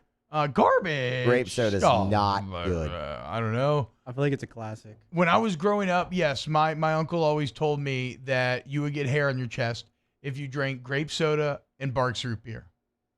I mean, guys, I don't know what to tell you. Like, look, that right there means that grape soda belongs in the C tier. It worked. Okay? It worked. That's what I'm saying. So, okay, we're going to keep this for now. Let us know if we're missing any sodas here. Full screen it, Danny, so that people can get a full view here. If you're watching on the YouTube chat, let us know if we're missing anything here. And if we got a little too bold in our Jarritos maneuvering there, let us know that as well. Maybe we make a poll about that. All right, when we get back, it is time for the D-Generation Dome. So keep it locked here on OTBOT. OTBOT. All right, it is a football weekend, mon friends, mes amis. And so you want to go to Hooters, where you can get all of the things that your heart could desire. Hooters is your headquarters for football, right? The wings, the beer, the sports, the televisions. They have all the games. You've probably been since, but if you haven't, the Segan Lane renovation that took place last season was incredible. So if you get into Hooters, you still want to go into Hooters for your game day. Also, it's October, Breast Cancer Awareness Month, which means that there's 5 different ways that you can get involved in help against that fight in breast cancer, like buying calendars, buying pink drinks, bracelets, everything goes to a great cause. But look, maybe you can't get into Hooters because it fills up fast or whatever, or maybe you got people coming over, you're watching a game in your house. Why don't you download the Hooters app for your phone? When you do, you'll get a free appetizer. It's just one of many food and drink deals you'll get through the app. And then you can order food to go, so you have those Hooters wings without you cooking or having to do dishes or any of that nonsense. HootersToGo.com. Download the app. Hooters, your headquarters of football. Tune in Sunday for a full day of NFL coverage starting at noon with the Cowboys in Washington, followed by the Chiefs and Broncos at 3:25 and the Seahawks and Cardinals at 7:20. Then, Monday night, the Rams host the Bears. The NFL lives on 104.5 ESPN Baton Rouge. At All-Star Toyota, you get it all. If you're in the market for an all-new Toyota vehicle, come see our friendly and knowledgeable sales team at All-Star Toyota. Located in Baton Rouge at the corner of Airline and Goodwood, we've been serving our community since 2005 by offering a large selection of new Toyota cars, trucks, and SUVs. Get behind the wheel of your dream car and take a test drive at All-Star Toyota today. Are you a licensed contractor? There's lots of good contractors in Louisiana doing work the right way, but unfortunately, too many unlicensed contractors are working outside the licensing requirements. Working as a contractor in Louisiana requires a license for the company doing the work. The Louisiana State Licensing Board for Contractors wants to help you get licensed to allow you to conduct work legally. It's not difficult to get the license. We can help you. Go to lacontractor.org for more information. Licensed contractors, it's the law. Gulf Coast Bank and Trust is a local bank with a straightforward philosophy, It's about doing the right thing for our customers. participating in our community with annual local fundraisers, offering individual attention in a modern banking atmosphere with a trusted local company. Gulf Coast Bank invested in technology with a local touch, giving our customers the power to bank anywhere, anytime. We're building relationships through personal service as the bank that cares about you. Gulf Coast Bank and Trust, the bank that cares about you. This is a house call. This is a follow-up appointment. This is a diabetes checkup. This isn't just more convenient care, it's more advanced care. This is innovating healthcare at Louisiana's #1 hospital, Ochsner. ServiceMaster Elite create clean, disinfected work environments. As a local business, we take pride in serving the New Orleans and Baton Rouge areas. Our cleaning protocols follow CDC and OSHA standards for healthcare settings, offices, senior living, restaurants, and industrial plants. Contact ServiceMaster Elite to get your operation ready for reopening with germ disinfection cleaning. ServiceMaster Elite, the trusted choice in professional cleaning since 1996. To all of our heroes working on the front lines of this COVID-19 pandemic, your bravery and selflessness represent the very best of us, and we want to say thank you. I'm asking everyone around the state to join me in celebrating the heroism of our healthcare professionals on the 19th of every month at 1900 hours, that's 7 p.m. Write a note of appreciation, make plans to donate to charitable organizations, or say a prayer. To learn more, visit 19thanks.org. Thank you, and God bless. Tune in tonight for another full night of prep football coverage. It all starts at 6 with Louisiana Prep Preview. Catholic High and East Ascension kick off at 7, and we wrap things up with a full 2 hours of the Louisiana Prep Scoreboard Show on YouTube, CST, and 104.5 ESPN Baton Rouge.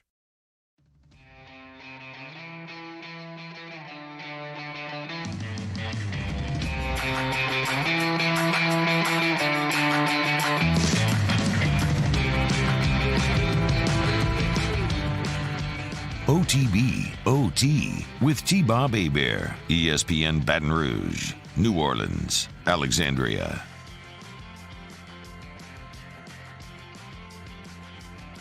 Okay, a lot of science going on right now. It's coming fast and furious.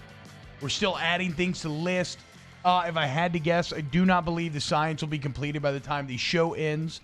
So stay alert for mine, Musso, and Danny's Twitter as we will put it out officially when it is done, and everybody will accept that we are objectively correct and have once again made the most perfect ranking of things that could possibly be done.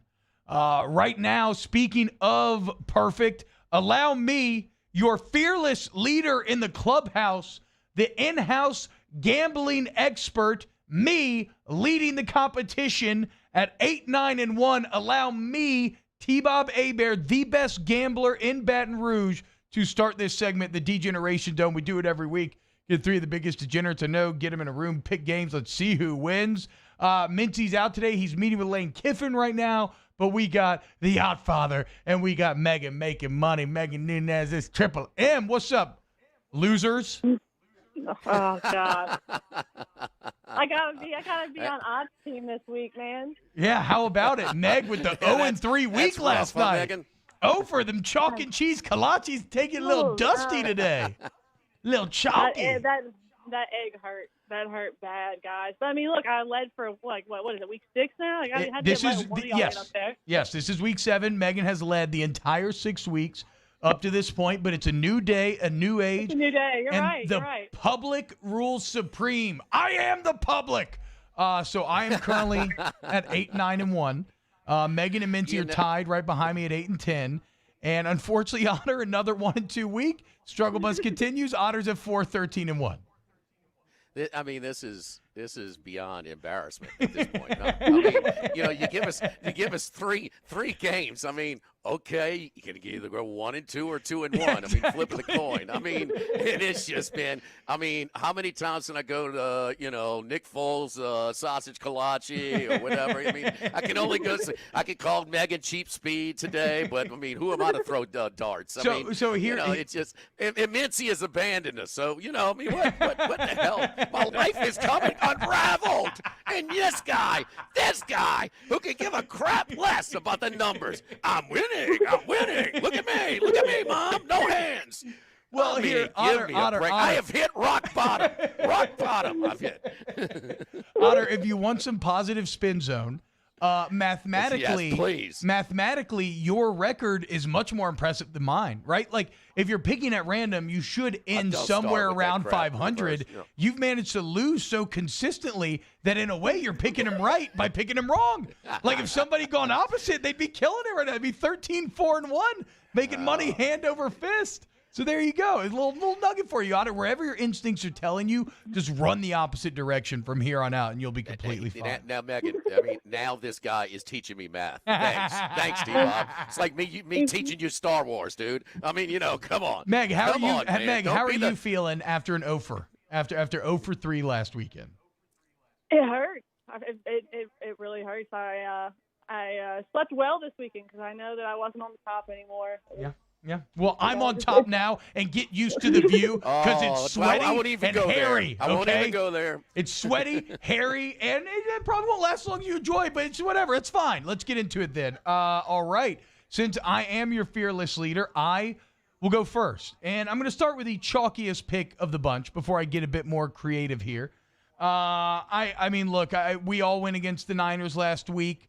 We all went with the Rams. I think 3 of the 4. We almost had a consensus take for the first time. Yeah, exactly right. And we all failed. That said, I'm going against the Niners again. Patriots at home, -2.5. When things are dark, they got to win. I got to imagine Cam Newton and Bill Belichick can pull off a 3-point win. Give me the Pats -2.5. Megan, you're up next. And I know that. Go ahead. Okay. I'm going to go ahead and take the Packers -3.5. I think that bye week came for them at the absolute worst time. They were clicking. They were looking great. Then they went down to Tampa Bay and just got absolutely whacked. Now they're facing Houston. They're on the road to Houston. And, look, Houston's coming off of a super defeating and deflating loss in OT.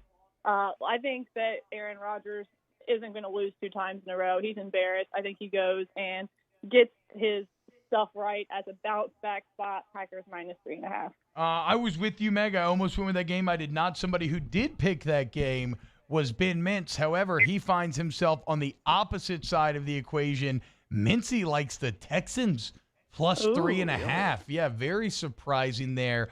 Otter, any thoughts on what you just heard and who you got pick 1?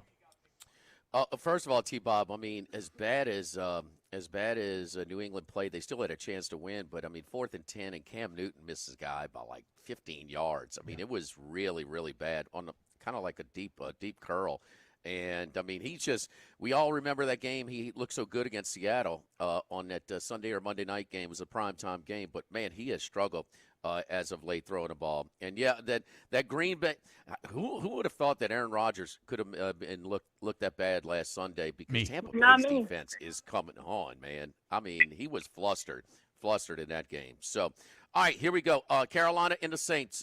Joe Brady, Matt Rule, one of the top candidates for Coach of the Year this year. Kind of hit the skids last week against that tough Chicago defense, but they are still without McCaffrey. And I think this is way too many points in the dome. How about LaToya? 3,000. There you go. We get the vendors in. So anyway, I mean, it's a lot of points. Joe Brady knows the system. They're running more what the Saints run than what LSU ran, in his last couple of years. So Teddy Bridgewater is making plays. Divisional game, that's a ton of points. Yeah. I'm going to take Carolina +7.5. Oh, okay, Otter. I liked it, dude. I almost followed you down that as well. Okay, second round of picks. My first pick off the top, even though they don't have Antonio Brown yet, I remain excited for when they eventually do sign him. But I like Russell Wilson, -3.5. The Seahawks going to Arizona. Yes, the Cardinals, Kyler Murray ran the ball very well, and Seattle's defense is not very good, and the Cardinals obviously got a huge win But honestly, I mean, if you look at the throwing, it wasn't that good, and how much of that was set up by mistakes. So yeah, I like the Seahawks -3.5. Meg, you're up next. Who you got? I'm one with you on the Seahawks -3.5. I mean, Seahawks, I feel like they really needed this bye week to get ready for that high-powered offense from the Cardinals. They were 5-0 going into the bye week. I think it's also recency bias cooked into this number. Bookmakers saw how well the Cardinals played, but I mean, look, they're putting the Seahawks. The game is now Sunday night. Letting Russ cook. I'm taking the Seahawks with you -3.5. All right, Otter, now that you've heard from the people at the top, the experts taking the Seahawks. By the way, Ben Mintz going the opposite direction again. Mincy likes the Cardinals +3.5. So Mincy with some bold plays here. Otter, now that you've heard from the top, can you give us kind of the Megan, layman? Are you catching on yet? Are you catching on to this? Can you give Mincy just told T-Bob, whatever you take, go Oppo. I mean, that's kind of an insult. I mean, big New York guy. Just go Oppo, fade the local girl. There He you go. is. I think Mincy is sticking to his whole, what is it? Something about road favorites, home underdogs. I don't really know. All I know is how to win, Otter, and I'm trying to teach you, so I just gave you my picks. What's your second overall pick?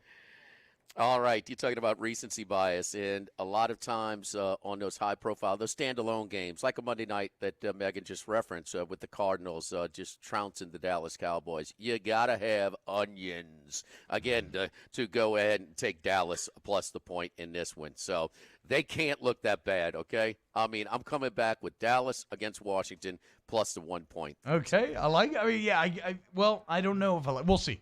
You picked it, so I don't know that I like it, actually. All right, so Dallas. No, I hope you hate it. Dallas Otter, you are getting hammered this morning. That's okay. He's gonna. Oh, I deserve it. He's gonna make himself feel better by getting actually hammered over that Rufino's, drinking delicious vittles, eating delicious food. Where are you getting your food from this morning, Otter? Rufino's, but a Kolache kitchen. I had to throw a little curveball. I went to sort of the cream cheese Kolache today. Kind of just, I tried the sausage and cheese, tried the chorizo and cheese, tried the meat and bacon. I mean, at some point, we got to switch things up, okay? Hey, Bo Pelini, don't run 92% man coverage against Mike Leach, Change it up a little bit. All right. So that's what I did this morning. All right. Well, you know what? Sometimes they say don't fix it if it ain't broke. And this is a man who has broken many backs in his day. Nauseating. A man who has broken many backs in his day, and I'm going with the big sausage himself. Give me the Bears +6 on the road in L.A. Nobody wants to touch the Bears. Mincy keeps losing on them. They're 5-1. They got BDN under center. Let's go Chicago Bears +6. Megan, who you got? We're dying or winning, T-Bob. I also have the Bears +6. Let's no go. one wants to touch them. I'm also no one. Look, they're awful as they looked. As you said, they're 5-1, and they're 4-2 against the spread. Vegas hates the Bears. They've been covering. I'm thinking we're getting that BDN energy on that Monday night. Yep. Also, it's a big +6. I don't disrespect the Bears like that. Let's go Bears. That's what I'm saying, dude. The Rams have only beat NFC East teams. Why don't you two get a room? I mean, really. I mean, you're just copying it. I mean, the love is nauseating. Somebody a little salty there. Somebody a little salty, Father. Okay. Okay, hold on. Before we get to you, Otter, real quick. Mincy also followed me down the chalky brick road, and he chose Pats -2.5 against the Niners for his final pick. Otter, let us know the final pick that people need to fade if they want to make money this weekend.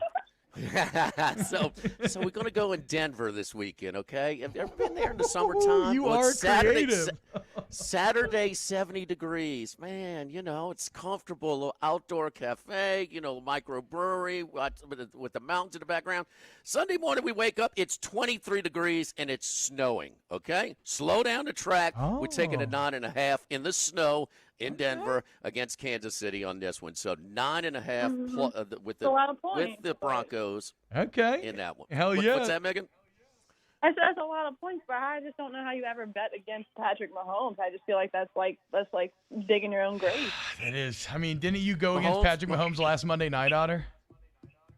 Yes, it did. Yeah. Yes, it did. Yeah, Yes, yeah, it did. you did. And, had 6.5 in Natchez and was covered until the last couple of minutes. So there you go. But That's you know what? happens. You know, that's what happens with Patty Mahomes.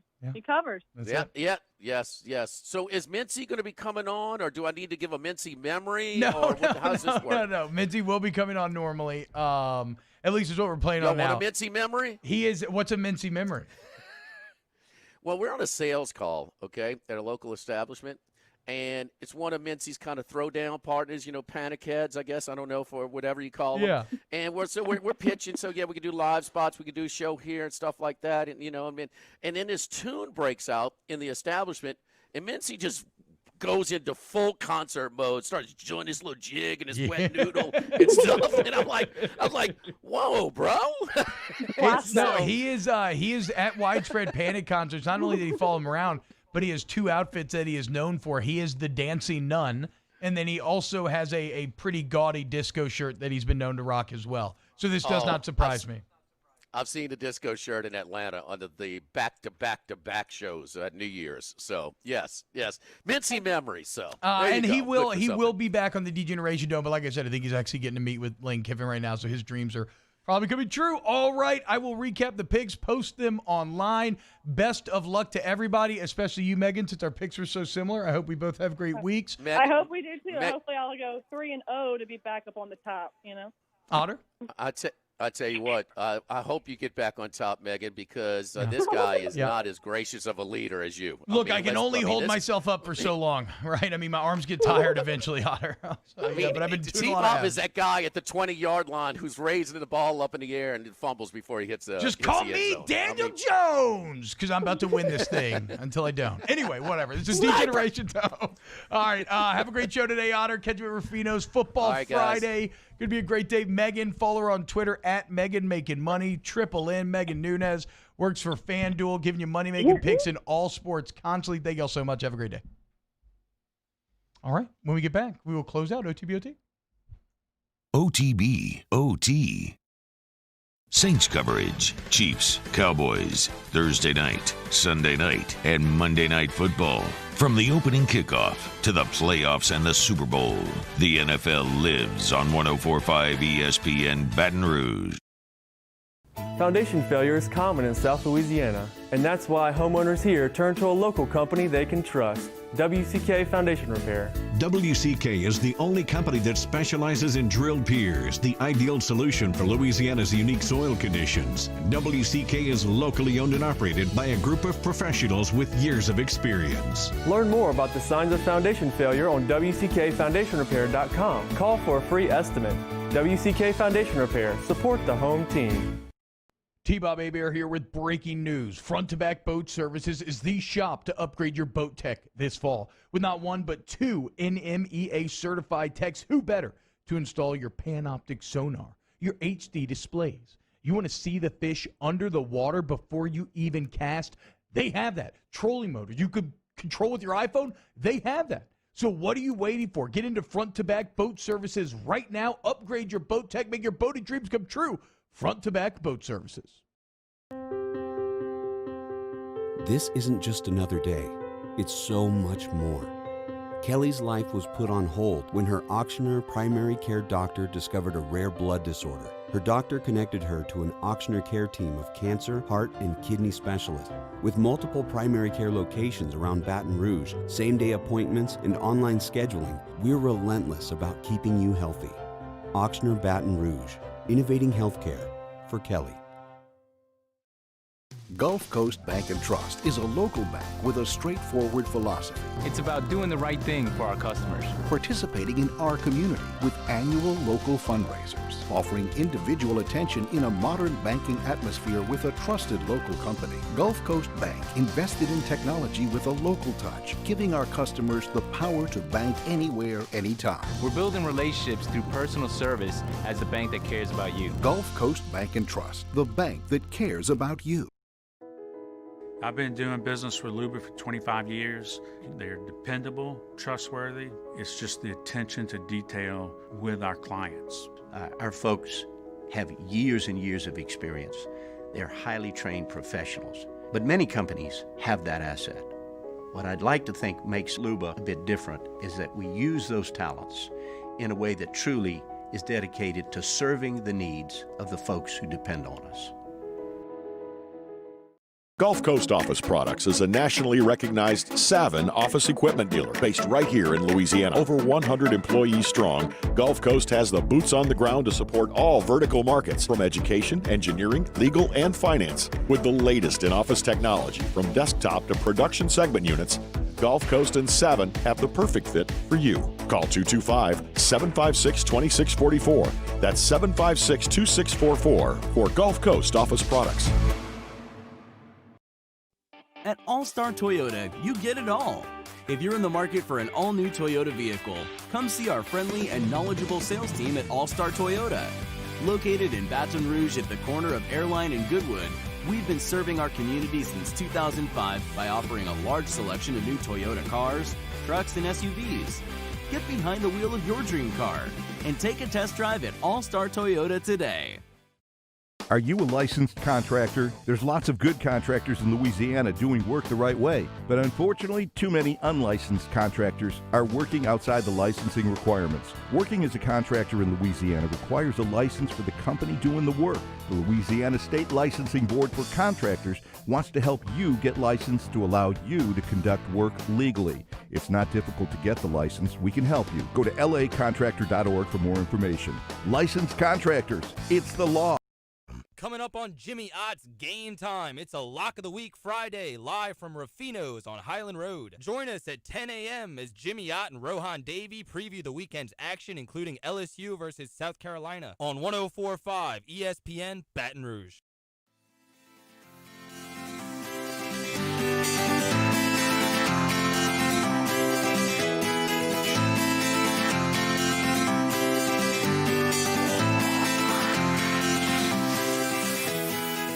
OTB OT with T-Bob Hebert, ESPN Baton Rouge, New Orleans, Alexandria.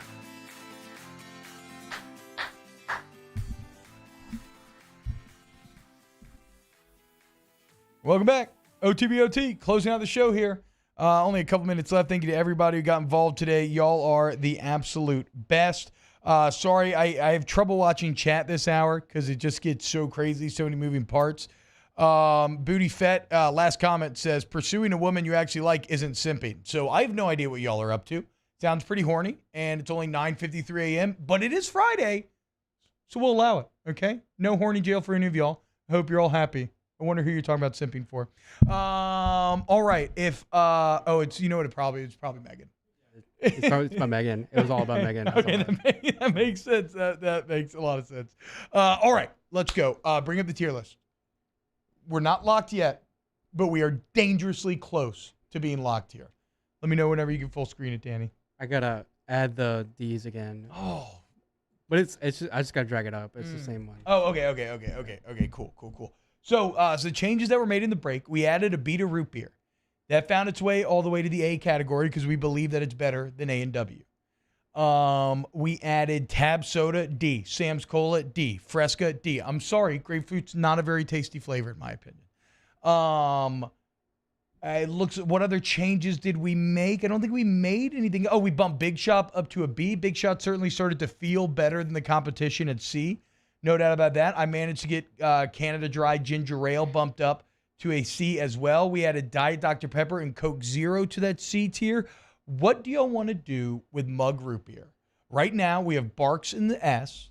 We have a Beta in the A. We have A and W Root Beer in the B. And now we have Mug to rank. Mug feels like it's on the same plane as A and W for me. And it looks like we have a little room in B as well there. I would actually agree with that, Musa. I have no problem with that. I don't think there needs to be a clear line between the two. Put in the B. No, they're basically the same thing. I don't think we're missing any major sodas. I still don't know on the breakfast list how I did not do biscuits and gravy. That breakfast list was perfect. But biscuits and gravy's got to be on there. It was perfect. That will haunt me for the rest of my life, but that's okay. I don't think we've left any major sodas out here. I hope y'all have a great weekend. I think LSU wins a close one. I actually think the Saints win a close one as well. Chalky, we're out. See you Sunday. OT. Do you know someone who sets a good example for all of us to follow? Someone who shows leadership, selflessness, and service to their community without being asked? We think that's the definition of a good citizen, and so does Citizens Bank and Trust. If you know someone who exhibits all of these qualifications, nominate them for a Good Citizen Award, and they could receive $500 from Citizens Bank. And we'll recognize them here on the show. Get the details at citizensbankandtrust.com, and then nominate your good citizen.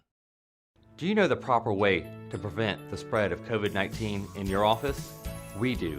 We're Jani-King, a leader in the cleaning industry for over 30 years, and we've developed comprehensive programs to address proper cleaning and disinfection. We have experience in applying disinfecting programs in hospitals, office buildings, schools, and other venues. Now we're ready to help and able to assist customers that need disinfecting services. To all of our heroes working on the front lines of this COVID-19 pandemic, your bravery and selflessness represent the very best of us, and we want to say thank you. I'm asking everyone around the state to join me in celebrating the heroism of our healthcare professionals on the 19th of every month at 1900 hours, that's 7 p.m. Write a note of appreciation, make plans to donate to charity